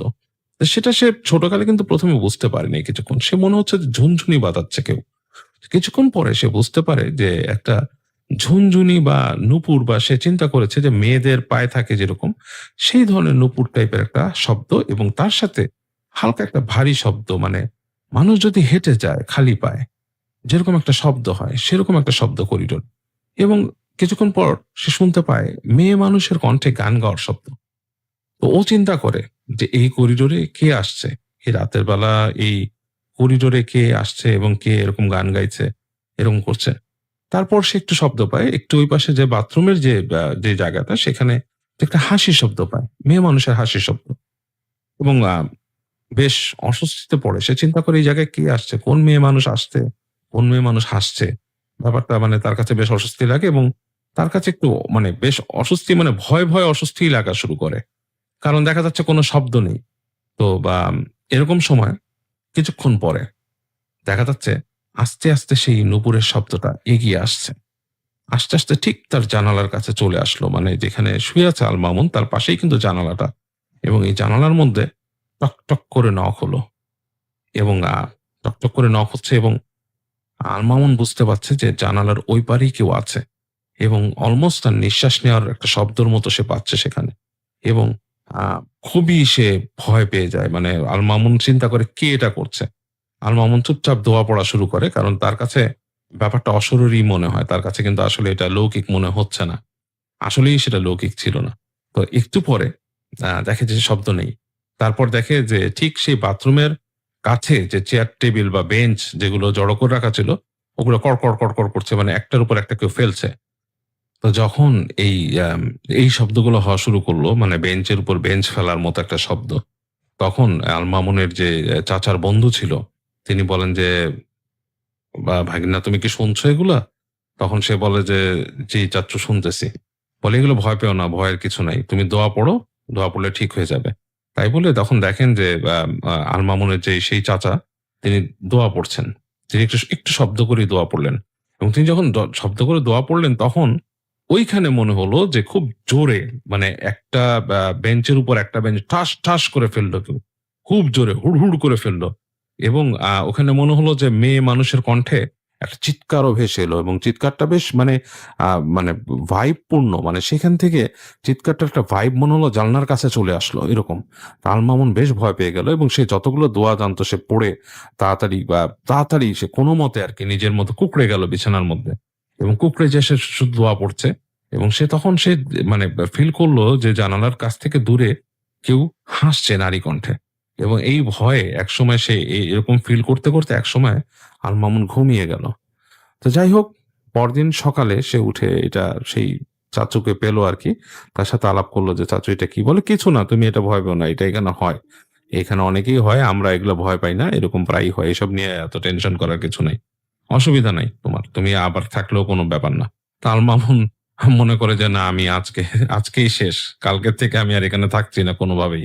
যাই হোক, তো আল মামুন ঐদিন চলে যায় বাসায়। বাসায় যেয়ে সে আলাপ করে তার কাজিনের সাথে। তার এক কাজিন ছিল, এবং সেই কাজিনের নাম রুবেল। তার সাথে আলাপ করেন যে তার বড় ভাই হয় সম্পর্কে, যে, "ভাইয়া এখানে কি ব্যাপার এরকম?" তো সে শুনে বলে কি, "আসলে এই জায়গায় কিন্তু আসলে এরকম হয়। হ্যাঁ? হওয়ার কারণটা হচ্ছে এই যে কলেজের পেছনের বিল্ডিংটা দেখতেছো, যেখানে নাকি আরকি পুরনো বিল্ডিং যেটা, সেটা, এবং তার পিছনের অংশ, এই যে একটা মন্দির দেখছো, এই পুরো জিনিসটা ছিল একজন ধনী ব্যবসায়ীর। এবং সেই ধনী হয়েছিলেন একজন অপদেবীর পূজা করে ওখানে। এবং সে অপদেবীর পূজা করতো এখানে, এবং সে এইভাবে কোনোভাবে সে বিভিন্নভাবে কিছু আর্থিকভাবে হ্যাঁ, কোনো লাভবান হয়েছিল, এবং সেটার কারণে সে খুব অনেক কিছু সে গেইন করছিল আরকি। তো যাই হোক, তার কোনো একটা কর্মকাণ্ডে সেই অপদেবীর সাথে তার একটা আ আ এক ধরনের মানে ক্লাশ তৈরি হয়। একটা বৈরিতা তৈরি হয়, এবং এই বৈরিতার কারণে অপদেবী তাকে ক্ষতি করার চেষ্টা করে, এবং তাকে বিভিন্ন রকমের ক্ষতি করার চেষ্টা করে, ভয় দেখায়, এবং অনেক কিছু হয়। তো যাই হোক, তো সেটা সেই যে ধনী ব্যবসায়ী যেটা করে, সে করে কি, জায়গাটাকে একজন অঘরী তান্ত্রিককে দিয়ে জায়গাটাকে বন্ধ করায় সে জিনিসটা এমনভাবে করায় যে সেই অপদেবী যাতে ওখান থেকে বেরোতে না পারে। এরকম একটা ব্যবস্থা সে ওখানে করে, এবং সে একটা সময় এইখান থেকে চলে যায়। সে পার্শ্ববর্তী দেশে মাইগ্রেট করে, এবং করার সময় সে যার কাছে এই জায়গাটা বিক্রি করে খুব অল্প দামে বিক্রি করে যায়, এবং বলে যায় যে অল্প দামে বিক্রি করার শর্ত হচ্ছে তুমি এই মন্দির ভাঙতে পারবা না, এবং তুমি এবং তুমি এই জায়গাটা নিয়ে এলোমেলো কিছু করবা না। জায়গাটা যেরকম আছে ওরকম থাকবে। এই শর্তে যদি রাজি থাকো তাহলে তোমার কাছে আমি বিক্রি করব। তো যাই হোক, সেই শর্তেই আরেকজন কিনে নেয় জায়গাটা এবং পরবর্তীতে এখানে এই কলেজটা হয় এবং যার ফলে ওই অপদেবী নাকি ওখান থেকে বেরোতে পারেনি। বাট যেটা হয়, অপদেবী ওই জায়গায় থাকে এবং বিভিন্নভাবে নাকি মানুষকে এরকম সে এভাবে দেখা দেয় এবং বদার করে এবং এই কথাটা নাকি প্রচলিত আছে। যাই হোক, এই ঘটনাটা আল মামুনের কাজিন আল মামুনকে বলে এবং আল মামুন এটা শুনে বেশ রোমাঞ্চিত হয়, ভয়ও পায় এবং সে ওখানে আসলে বেশিদিন আর ছিল না। সে কিছুদিন ওখানে থাকার পরে কয়েকদিন থেকে এবং যে কয়দিন ছিল সে ওই লেনটাকে এড়িয়ে চলেছে। সেই লেনে আর ঢোকেনি বা সেই যে পুরোনো বিল্ডিং এও সে আর থাকেনি।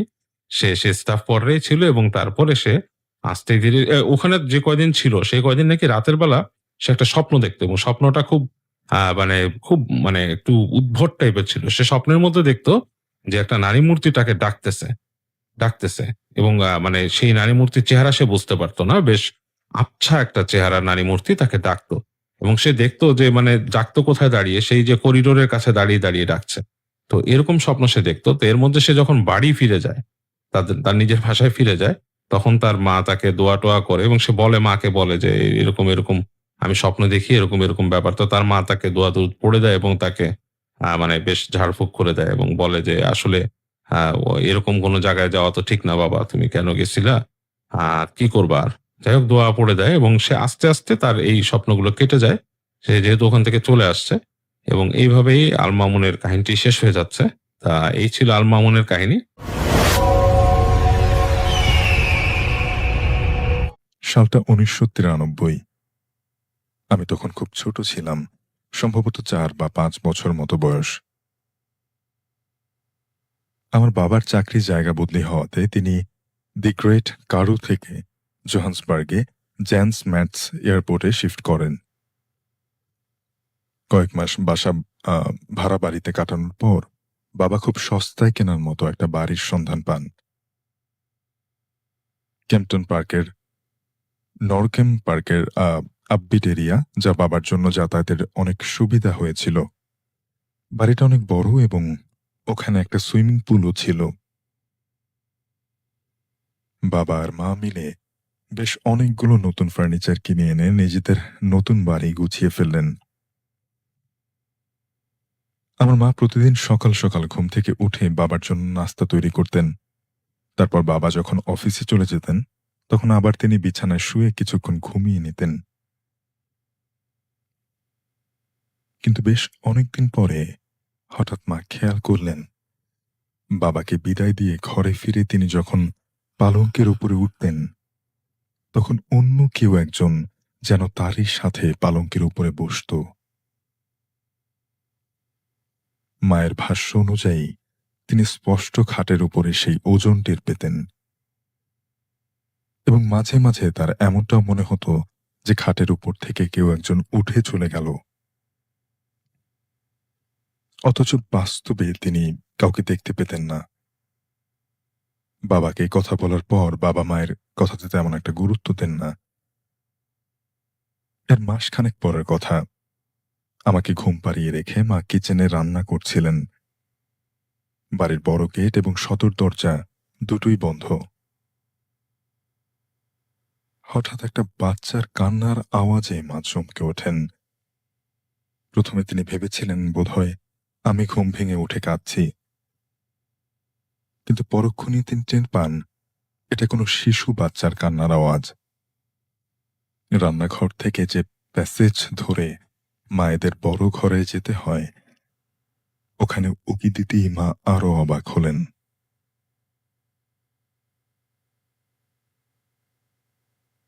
কুচকুচে কালো একটা শিশু বাচ্চা হামাগুড়ি দিয়ে মায়ের দিকে এগিয়ে আসছে আর কাঁদছে। মা কিছুতেই নিজের চোখকে বিশ্বাস করতে পারলেন না। চুলাটা নিভিয়ে সেদিকে যেতেই দেখে বাচ্চাটা সেখানে নেই, একেবারে গায়েব। মা পুরো বাড়ি খুঁজলেন, কিন্তু কোথাও সে বাচ্চাটাকে দেখতে পেলেন না। এর কয়েকদিন পরের কথা। এই ঘটনার কথা বাবাকে বলেননি এই ভেবে যে তিনি এটাও বিশ্বাস করবেন না। সেদিন অফিস থেকে ফিরে সন্ধ্যার পরে বাবা সোফায় হেলান দিয়ে শুয়ে টিভি দেখছিলেন। হঠাৎ সোফাটা একটু নড়ে উঠল, আর সাথে সাথে একটা কুকুরের ডাকে বাবা ধর্মর করে লাফিয়ে উঠলেন। কুকুরের ডাকে এভাবে লাফিয়ে ওঠার কথা না হলেও বাবা চমকে উঠেছিলেন, কারণ তার কাছে মনে হলো কুকুরটা যেন তার সোফার নিচেই রয়েছে এবং সোফার নিচ থেকে বেরিয়ে আসার জন্য ছটফট করে ডাকছে। বাবা উঠে সোফার নিচে দেখলেন কিচ্ছু নেই সেখানে। যে ব্যাপারটা সবচেয়ে অদ্ভুত ছিল সেটা হলো আমাদের বাড়ির প্রত্যেকেই তাদের নাম ধরে মাঝ রাতে না হলে ভর সন্ধ্যাবেলা একজন ডাকত। আমাদের বাড়িতে একবার দুজন অতিথি এসেছিলেন।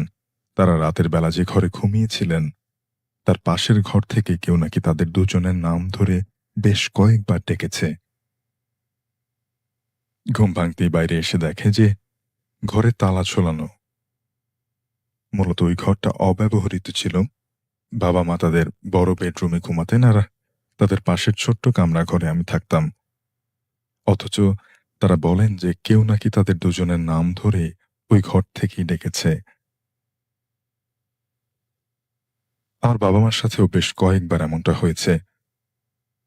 সন্ধেবেলা মা আর আমি ঘরে বসে আছি, হঠাৎ বাইরে থেকে কেউ যেন মায়ের নাম ধরে ডাকতে শুরু করল। মা বাইরে গিয়ে দেখেন কোথাও কেউ নেই। এর পরের ঘটনা যখন ঘটে তখন আমার বয়স প্রায় 10 বছর। বিকেলবেলা বাড়ির পেছনের মাঠে খেলছিলাম। হঠাৎ কারো গোঙানির আওয়াজ এলো কানে। আশেপাশে তাকিয়ে কাউকে দেখতে পেলাম না। কিছু দূরে একটা ঝোপের মধ্যে কিছু একটা নড়ে উঠল দেখে সেদিকে গিয়ে দেখি আমাদের বাড়ির কাজের মহিলাটা পড়ে ছটফট করছে। তাকে দেখে মনে হলো যেন কোনো অদৃশ্য কেউ তার গলা টিপে ধরেছে। আমি চিৎকার করে মাকে ডাক দিলাম। এমনি সবকিছু স্তব্ধ হয়ে গেল। মহিলাটা আর নড়াচড়া করছে না। দেখে আমি বেশ ভয় পেয়ে যাই। বাড়ি গিয়ে মাকে ডেকে আনি, তারপর সেই মহিলাকে হাসপাতালে ভর্তি করা হয়। পরবর্তীতে তার কাছ থেকে জানা যায় ওনার নাম ধরে কেউ নাকি ঝোপের ওদিক থেকে ডাকছিল। সেখানে গিয়ে কাউকে না পেয়ে যখন ফিরে আসছিল তখন আচমকা পেছন থেকে কেউ তাকে আক্রমণ করে এবং এক পর্যায়ে তার গলা চেপে ধরে। এরপর একদিন আমাদের এক প্রতিবেশী মায়ের কাছে এসে বলে আমরা সবাই যখন বাড়ি থেকে বেরিয়ে যাই তখন নাকি কেউ আমাদের জানালার পর্দা সরিয়ে উকি দিয়ে এদিক ওদিক তাকিয়ে থাকে। আর গতকাল নাকি আমাদের বাড়ির ছাদে একটা ছোট্ট বাচ্চাকে হামাগুড়ি দিয়ে চলাফেরা করতে দেখেছেন। মা এগুলো চুপচাপ শুনে বাবাকে বলেন কিছু একটা করতে। বাবা জানান যে আজ রাতটা যাক। সে রাতে সারা রাত আমাদের বাড়ির মধ্যে মনে হয়েছে যে অনেক লোকজন হাঁটাহাঁটি করছে। তাদের পায়ের শব্দে কেউই সারা রাত ঘুমাতে পারেনি। যখনই দরজা খুলে বাইরে তাকানো হয় দেখা যায় কেউ নেই, আর কোনো শব্দও নেই। পরদিন কয়েকজন আফ্রিকান কবিরাজ টাইপের লোক আসেন। তারা পুরো বাড়ির শুদ্ধিকরণ করেন, তারপর বাড়ির চারপাশে মন্ত্র পড়ে কিছু একটা রেখে যান। এরপর থেকে আমাদের বাড়িতে আর কোনো সমস্যা হয়নি। ওই আফ্রিকান লোকেদের মত অনুযায়ী যে এরিয়াতে আমাদের বাড়ি বানানো হয়েছিল সেখানে নাকি অনেক আগে ক্রীতদাসদের রাখা হতো।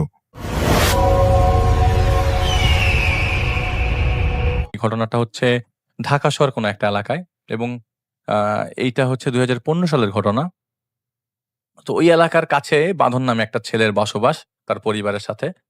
তো সেই এলাকার স্থানীয় বাঁধনরা এবং বাঁধনের পরিবারের 6 জন সদস্য, তার মা, বাবা বা ওর বড় বোন, বড় বোনের স্বামী এবং বাঁধনের ছোট বোন। বাবা হচ্ছিল ব্যবসায়ী। তো বাঁধনরা এক বাবার এক ছেলে। তো বাঁধনের বয়স তখন 16 বছর।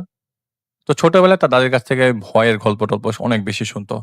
তো একসময় তাদের বাসায় যে মাদ্রাসা ছিল সেখানে অনেক লোকজন আসতো জিনে আক্রান্ত। সেখানকার হুজুররা ঝাড়ফুঁক দিত।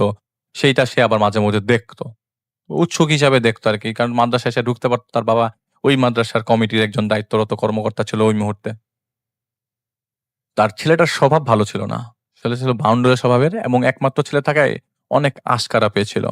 এলাকার মধ্যে অনেক দুষ্টুমি করত, ইত্রামি করত। তো একদিন এক পুরাতন বইপত্রের দোকানে বসে বন্ধুরা আড্ডা দিচ্ছিল। তো ওই আড্ডার মধ্যে তার একটা হলুদ একটা বইয়ের দিকে চোখ পড়ে, হলুদ মলাটের। সেই বইটাতে তুলে দেখে এবং বইটার মধ্যে দেখে যে জাদু এবং তাবিজের কিতাব। কিন্তু বাকি অংশটা ছিল সেরা। সে বইটা সে সাথে করে লুকায়ে নিয়ে আসে। কেননা জাদু এবং তাবিজের কিতাব লেখাটা তাকে আকর্ষিত করে। সেদিন রাতে সে মনোযোগ দিয়ে বইটা পড়ে এবং দেখল কত শত জিনিসপত্র বশ করার সিস্টেম, ফসল ফলানোর আ তাবিজ, ব্যবসায় উন্নতি করানোর তাবিজের পদ্ধতি আর কত কি। সেই বইতে সে আরো কিছু পদ্ধতি দেখল, যেটা দেখল যে ওই মাদ্রাসার যে হুজুররা ব্যবহার করত, সেইগুলা যখন জিনে আক্রান্ত লোকজনরা ঠিক করতে আসতো, ওই হুজুররা সেগুলা ব্যবহার করত এবং সে মানে দেখে মাথা খারাপ হয়ে যায় যে মারাত্মক অবসেসড হয়ে যায় সে বইটার প্রতি। তো এর মধ্যে ২ মাস চলে যায়। আর এর মধ্যে সেই বইটার সব অংশ পড়ে ফেলে।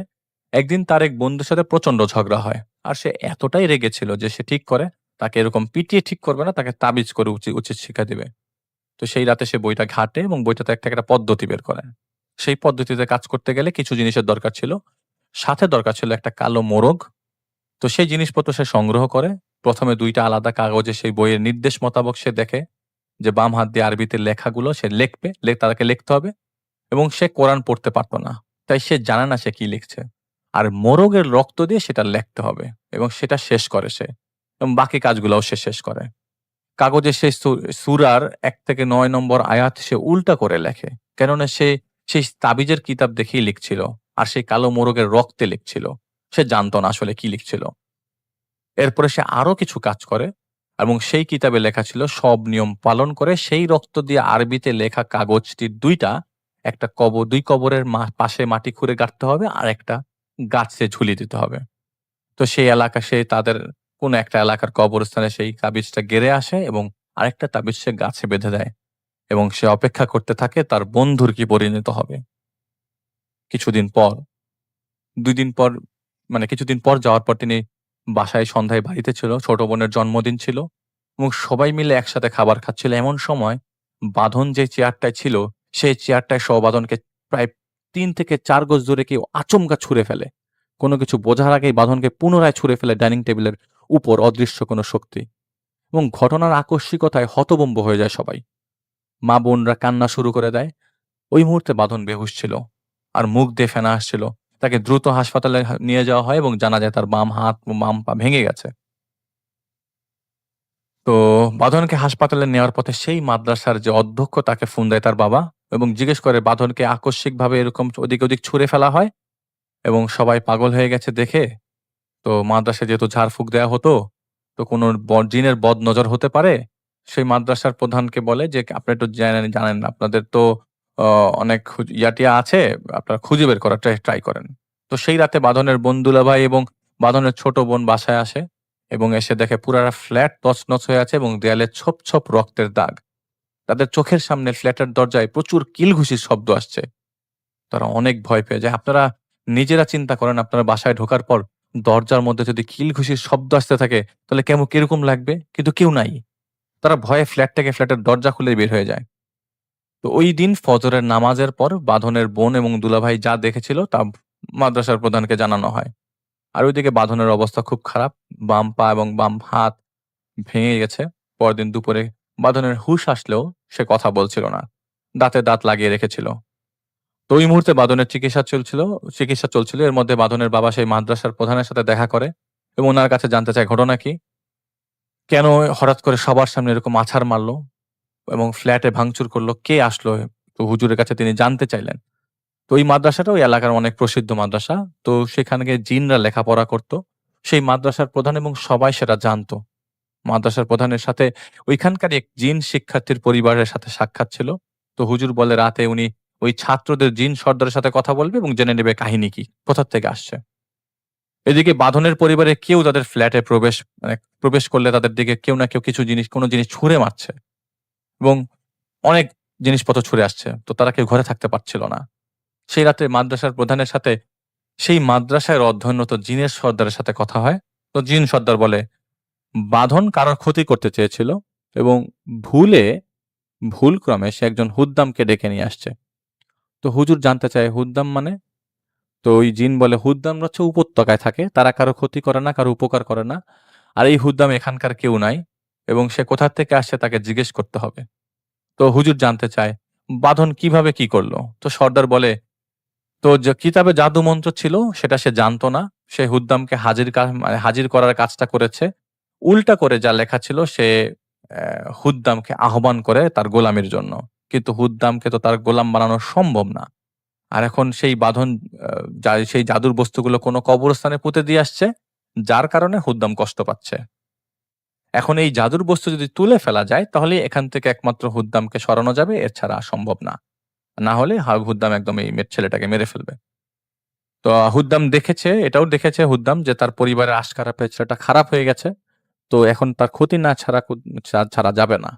তো হুজুর জিন সর্দারকে অনুরোধ করে যে তাহলে আপনি তাদের উপকারটা করে দেন, তাবিজটা যেখানে বাঁধন গেড়েছে সেটা তুলে দেন।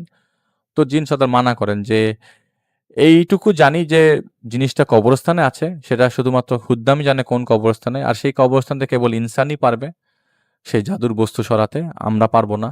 তো অনেক কথা হওয়ার পর হুজুর জিন সর্দারকে অনুরোধ করে যে আপনি বোঝান, সে যেন চলে যায়। তো হুজুর জিন সর্দার বলে ঠিক আছে আমরা বোঝাবো, আপনি চেষ্টা করুন, দেখেন হুদ্দামের সাথে কথা বলতে পারেন কিনা, বুঝতে পারেন কিনা। তো এর মধ্যে কিছুদিন চলে যায়। তো হাসপাতালে থাকা অবস্থায় বাঁধনের মধ্যে হুদ্দামের আসা যাওয়া ছিল। সে মাঝে মাঝে বাঁধনের ভাঙা হাত পা এবং ভাঙা পায়ের হাতের মধ্যে মাঝে আঘাত করতো। তো একদিন এমন যখন করছিল তখন বাঁধনের মা কান্নাকাটি করে অনেক অনুরোধ করে যেন তার ছেলেকে যন্ত্রণা না দেয়, এবং অনেক অনুরোধের পরে হুদ্দাম তাকে আর আঘাত করে নাই, কিন্তু সে বাঁধনকে নিজের কবজায় রাখলো। তো একদিকে জিন সর্দার তাকে অনুরোধ করেছিল সে যেন বাঁধনকে কবজায় না রাখে, বাঁধনকে ছেড়ে দেয়, এবং যাতে করে সে তাবিজটা তুলতে পারে, কারণ বাঁধন ছাড়া তো জানে না কেউ তাবিজটা কোথায়। কিন্তু অনেক আলোচনার পরও সুরাহা হয় না, কারণ সে বাঁধনকে উচিত শিক্ষা দিয়ে ছাড়বেই। এভাবে আলোচনা চলছিল এবং 2 মাস চলে যায়।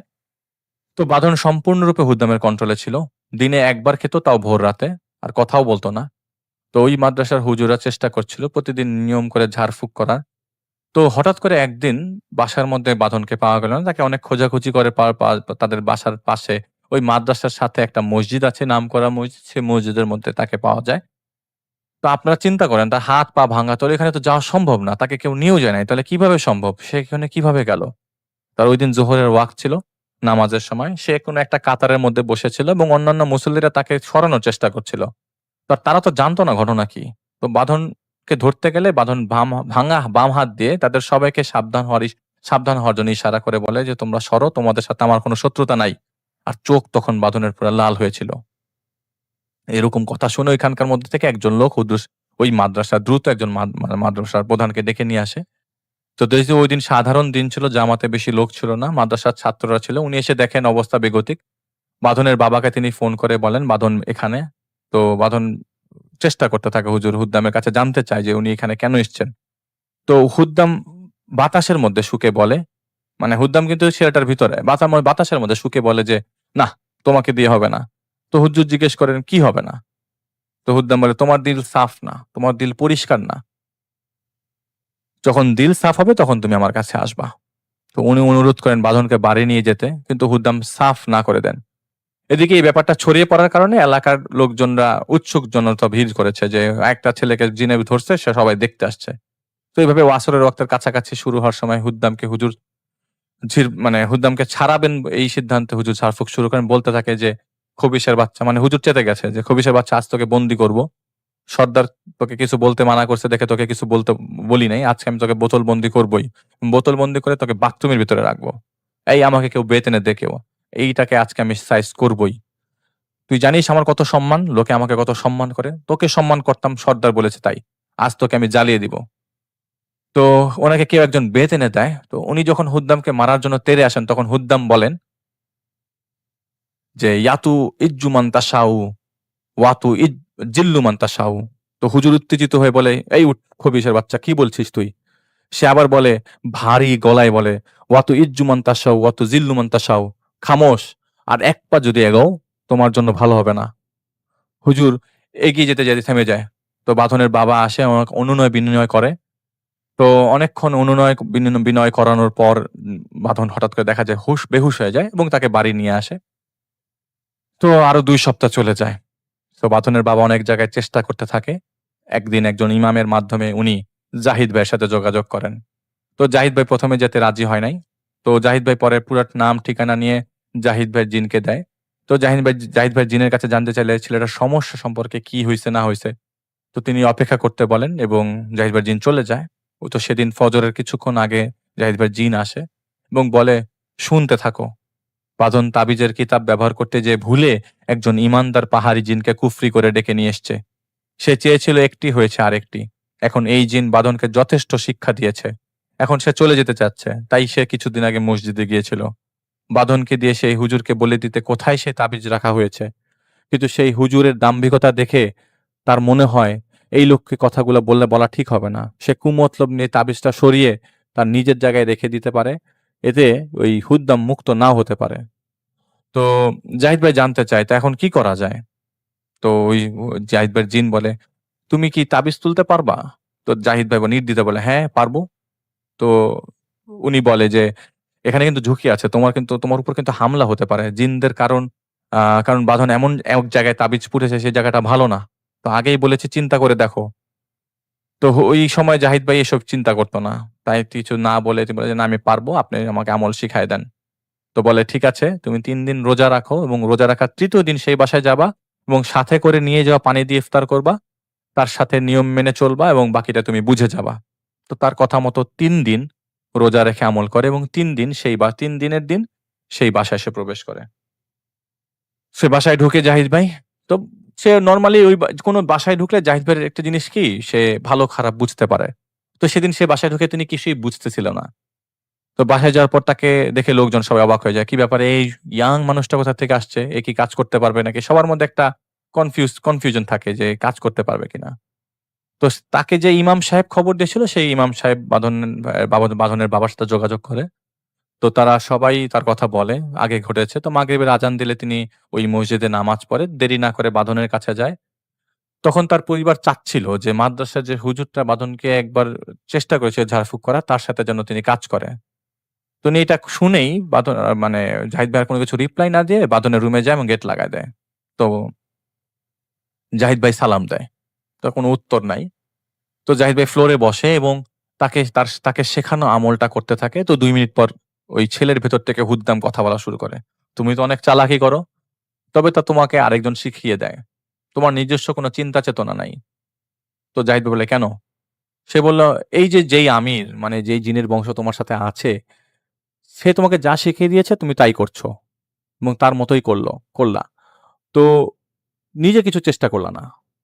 তো এই জাতীয় কথা জাহিদ ভাইয়ের সাথে তার ২০ মিনিটের মতো হয়। একটা সময় সে বলতে থাকে যে তার ডান হাতটা ধরে ফেলে এবং তার মানে জাহিদের মনে হতে থাকে যে ওই ডান হাতটা ধরার পর যে সে উপর থেকে পড়ে যাচ্ছে এবং ফ্লোরে পড়ে যায় সে। তখন তার কাছে ওই হুদ্দাম তার কাছে চলে আসে এবং কানে ফিস করে একটা জায়গার ঠিকানা দেয়। বলে, "যাও, তুমি কি করতে হবে তুমি জানো।" তো জাহিদ ভাই উঠে ১০ থেকে ১৫ মিনিট লাগে বসে ধাতস্থ হতে যে আসলে ঘটনাটা কি? তো জাহিদ ভাই সেই রুম থেকে বের হয়। সে দেখে যে ওই হুজুর, যে হুজুর একবার ঝাড়ফুঁক করেছিল, সে ওই যে মাদ্রাসার হুজুর, সে বসে আছে। তার সাথে কথা বলতে চাইল কিন্তু হুদ্দাম কানে ফিস করে বলতে লাগলো যে, "না, তুমি তার সাথে কথা বলবা না। তুমি বের হয়ে যাও।" তো জাহিদ ভাই নির্দেশ মতামত বের হয়ে যায় এবং তাকে দিক নির্দেশনা দেয়া হচ্ছিল। জাহিদ ভাইয়ের লাগছিল এমন কেউ তার মাথার উপর দাঁড়িয়ে কথা বলছে। এমনকি তার কথাগুলো চারপাশ থেকে গুঞ্জনের মতো আসছিল। কোথায় যাচ্ছি, কোথায় বসে আছি, কোথায় যাচ্ছি সেটার কোনো কিছুর হুদিস জাহিদ ভাইয়ের কাছে ছিল না। অনেকটা হুঁশ ফেরার পর জাহিদ ভাই দেখল তিনি এমন একটা জায়গায় আছে যেখানে সারি কবর। তিনি খেয়াল করল প্রচন্ড গরম লাগছে। জাহিদ ভাই ঘেমে গেছে। এর মধ্যেই কি করবে না করবে সে তার জিনকে স্মরণ করতে লাগলো। এমন সময় মনে হলো বেশ খানিকটা সামনে তিনি একটা জায়গায় আকর্ষণ করছে তার। তিনি সেই জায়গায় যায় এবং জাহিদ ভাইয়ের মুহূর্তে ভয় লাগছিল না। সে খালি টায়ার্ড ছিল। সে দেখল আলগা মাটির ভেতর মনে হচ্ছে কিছু একটা কাপড়ে জড়ানো। তিনি কল্পনার মতো করে দেখছিল। বাস্তবে তখন সেই তাবিজটা ৭ থেকে ৮ ইঞ্চি মাটির নিচে। তিনি হাত দিয়ে সেই মাটি সরাতে লাগলো। সরানোর সময় অনেক চিৎকার, অনেক চেঁচামেচি, অনেক হই হুল্লোড় এবং এই বাতাসে চাবুক মারার শব্দ হতে লাগলো। জাহিদ ভাই ভয় পেয়ে গেল। তিনি ভয়ে চোখ বন্ধ করে আয়াতুল কুরসি পড়তে দ্রুত মাটিটা সরিয়ে সেই কাপড়ের নাগাল পেয়ে গেল। তিনি ঝাটকা দিয়ে টান দিয়ে সেই কাপড়টা তোলার সাথে মনে হচ্ছিল তিনি নিজেই একটা ডিগবাজি দিয়ে উল্টা হয়ে পড়ে গেছে। এর পড়ার সময় তার ঘাড়ে কি যেন ঢুকে যায়। তখন আর কি হয়েছে তার আর মনে নাই। জাহিদ ভাইয়ের ঘুম ভাঙল এবং সেই জিনের হাতের পরশে সে আমার পাশে বসেছিল। মানে জাহিদ ভাইয়ের পাশে বসেছিল। জাহিদ ভাই বলছে যে সে আমার পাশে বসেছিল। সে আমাকে উঠায় বসায়, মানে জাহিদ ভাইয়ের জিন তাকে উঠায় বসায় এবং তাকে ধাতস্থ করে এবং তাকে পথ দেখিয়ে বের করে সেখান থেকে বাঁধনের বাসায় নিয়ে আসে। তো ততক্ষণে যেই বাড়িতে তাবিজটা, মানে যে বাড়িতে যখন তিনি ওই তাবিজটা তুলে ফেলে তখন হুদ্দাম বাঁধনকে ছেড়ে চলে যায়। ততক্ষণে হুদ্দাম আর নাই এখানে। তো তখন বাঁধন তার বাবা মাকে তখন বাঁধন তার বাবা মাকে ডাকতে থাকে। সে প্রায় ওই মুহূর্তে ডাকতে থাকে। তো সে প্রায় ২ মাস পর মুক্তভাবে কথা বলতে থাকে। তো ওইদিকে তিনি জাহিদ ভাই বের হওয়ার পর প্রচন্ড ঘাড়ে ব্যথা অনুভব করে। হাত দিতেই দেখে কিছু একটা বিঁধে গেছে ঘাড়ের ভেতর এবং ঘাড়ের নিচে। সেটা তিনি টান দিয়ে সরিয়ে ফেলে এবং জাহিদ ভাই বলেছে আজও সেই আঘাতের দাগ রয়ে গেছে তার ঘাড়ে। কিছুদিন পর সেই ছেলে পুরোপুরি সুস্থ হয়ে যায় হুদ্দামের সাথে। এরপর অনেকদিন পর জাহিদ ভাইয়ের দেখা হয়েছিল। সেদিন সে তাকে বলেছিল, ওয়াতু ইজ্জু মান তাশাউ ওয়াতু জিল্লু মান তাশাউ, সারা জীবন মনে রাখবে আর সত্যের পথে থেকো। বাঁধন তাবিজ করেছিল ২টি। গাছের ডালের তাবিজটি আসলে তাবিজের কাজ করছিল না। তাই সেই মানে সেইটা আমলে নেওয়া হয় নাই। আসলে তাবিজের কিতাব দেখে অনেকে অনেক কিছু, এটা জাহিদ ভাইয়ের ভাষা, অনেকে অনেক কিছু না বুঝে করে ফেলে। যেহেতু আপনি জানেন না কি লেখা আছে, জানলে বুঝতে পারতেন এই কিতাবগুলো কুফরি কালাম শেখায় ধর্মের অন্তরালে।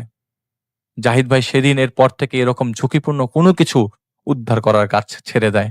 কেননা সেই ঘাড়ের ব্যথায় তাকে প্রায় ২ বছর ভুগতে হয়েছে। এখন তিনি অনেক সাবধানে কাজ করে এবং যতদিন বেঁচে থাকবে তিনি এটা মনে রাখবেন। তো এটাই হচ্ছে ঘটনা।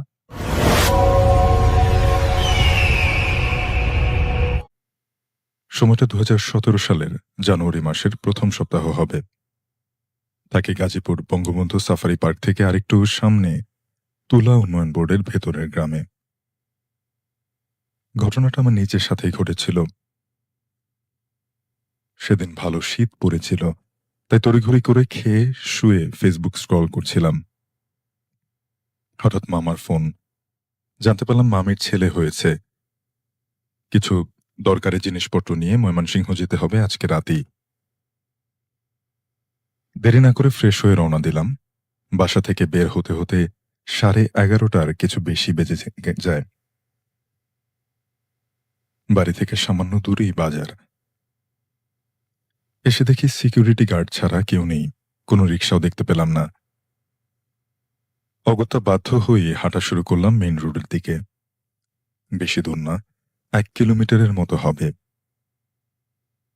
খানিক হাঁটার পরেই প্রবেশ করলাম তুলা উন্নয়ন বোর্ডের এরিয়ায়। চারপাশে শুধু তুলা গাছ, তার মাঝ দিয়ে একটা রাস্তা। কুয়াশা ভালোই পড়েছে, বেশি দূর দেখা যায় না।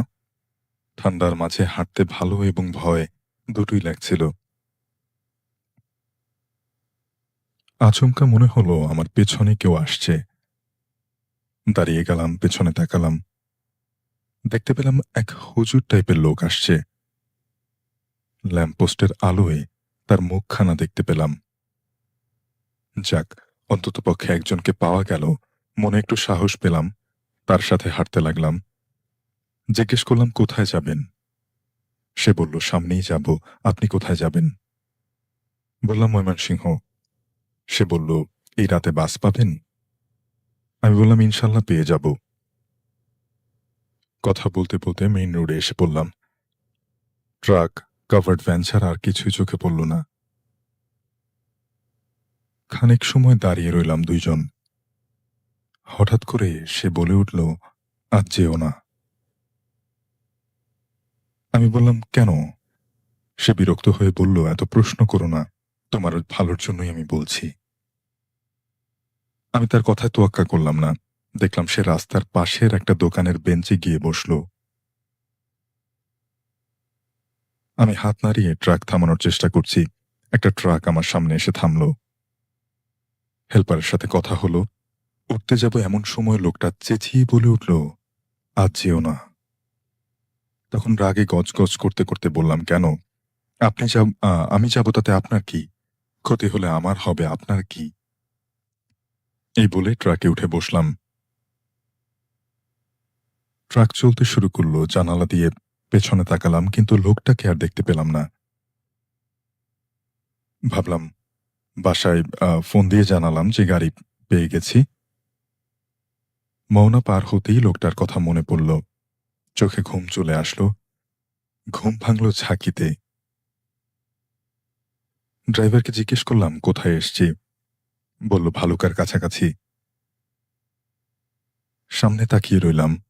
হঠাৎ ভালুকা যাওয়ার আগে যে ব্রিজ পড়ে, সেই ব্রিজে দাঁড়িয়ে ওই লোকটা হাত নাড়িয়ে না না করছে। হেল্পারকে বললাম, ভাই আমার সাথে যে লোকটা দাঁড়িয়েছিল ওই লোকটা না? সে বলল, না ভাই, কিছু দেখতে পাইনি। গাড়ি ততক্ষণে ব্রিজ পার হয়ে ভালুকা বাস স্ট্যান্ড পার হচ্ছে। হেল্পার আমার দিকে পানি এগিয়ে দিয়ে বলল, ঘুম থেকে উঠেছেন কি নাকি দেখছেন? হাত মুখে পানি দিন। ভালোই চলছিল, কিন্তু বেশ ভয় পাচ্ছিলাম যে আমার মনের ভুল নাকি ঠিক দেখেছি। আনমনে জানালার বাইরে তাকিয়ে সব ভাবছি। হঠাৎ জোরে ব্রেক। মাথা গিয়ে লাগলো সামনের উইন্ডশিল্ডে, অর্থাৎ গাড়ির সামনে যে কাঁচটা থাকে সেই কাঁচটাতে। আর তারপর আমার আর কিছু মনে নেই। হুঁশ যখন ফিরল, তখন মাথায় প্রচণ্ড ব্যথা আর হাতের কনুই অবধি ব্যান্ডেজ। ত্রিশালের কোনো একটা ফার্মেসিতে ছিলাম। ফোনটা বের করে দেখি রাত ৩টার কাছাকাছি। ড্রাইভারের কাছে থেকে জানতে পারলাম যে পিকআপের সাথে ধাক্কা লেগেছিল। কথার মাঝখানে হঠাৎ মনে পড়ল ওই লোকের কথা। এত ভয় পেলাম যে আর একটা কথাও বললাম না। কে সে? সে আমাকে নিষেধ করেছিল, মামার সাথে চলে আসলাম। তারপর অনেকদিন শুধু ওই লোকের কথা ভেবে ভেবে কাটিয়ে দিলাম। এখনো মাঝে মধ্যে তার কথা আমার কানে বাজে। আজ যেও না। অ্যাক্সিডেন্ট আর তার নিষেধ কি কাকতালীয়, নাকি দুটোর মাঝে কোনো যোগসূত্র আছে, তা আমি ভেবে পাইনি। আসসালামু আলাইকুম প্রিয় লিসেনার্স। এতক্ষণ থেকে আপনাদেরকে অনেকগুলো ভয়ানক ঘটনা শোনানো হয়েছে। যেই ঘটনাগুলো বাস্তব এবং অনেক কিছুই কিন্তু কাহিনীও ছিল। তো এই ঘটনাগুলোর মধ্য থেকে কোন ঘটনাটি আপনার কাছে সবথেকে বেশি ভয়ানক বলে মনে হয়েছে? কোন ঘটনাটি আপনার কাছে ইন্টারেস্টিং লেগেছে? কোন ঘটনাটি শুনে আপনার মনে হয়েছে আপনার জীবনের সাথে কোনো একটা সময়ের সাথে বা আপনার পরিবারের কোনো সময়ের সাথে, পরিবারের কারো সাথে এরকম ঘটনা যদি ঘটে থাকে তাহলে কিন্তু অবশ্যই সেটা আমাদেরকে জানিয়ে যাবেন।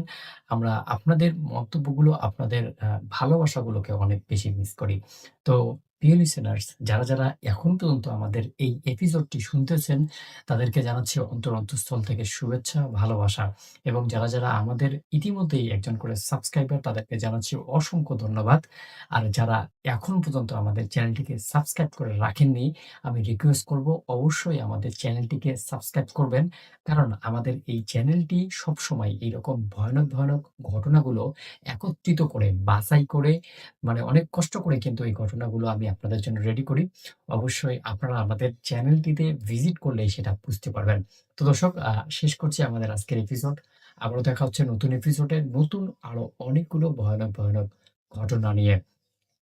তো সবার মঙ্গল এবং সুস্বাস্থ্য কামনা করে শেষ করছি আমাদের আজকের এপিসোড। সবাই ভালো থাকবেন, সুস্থ থাকবেন। আল্লাহ হাফেজ।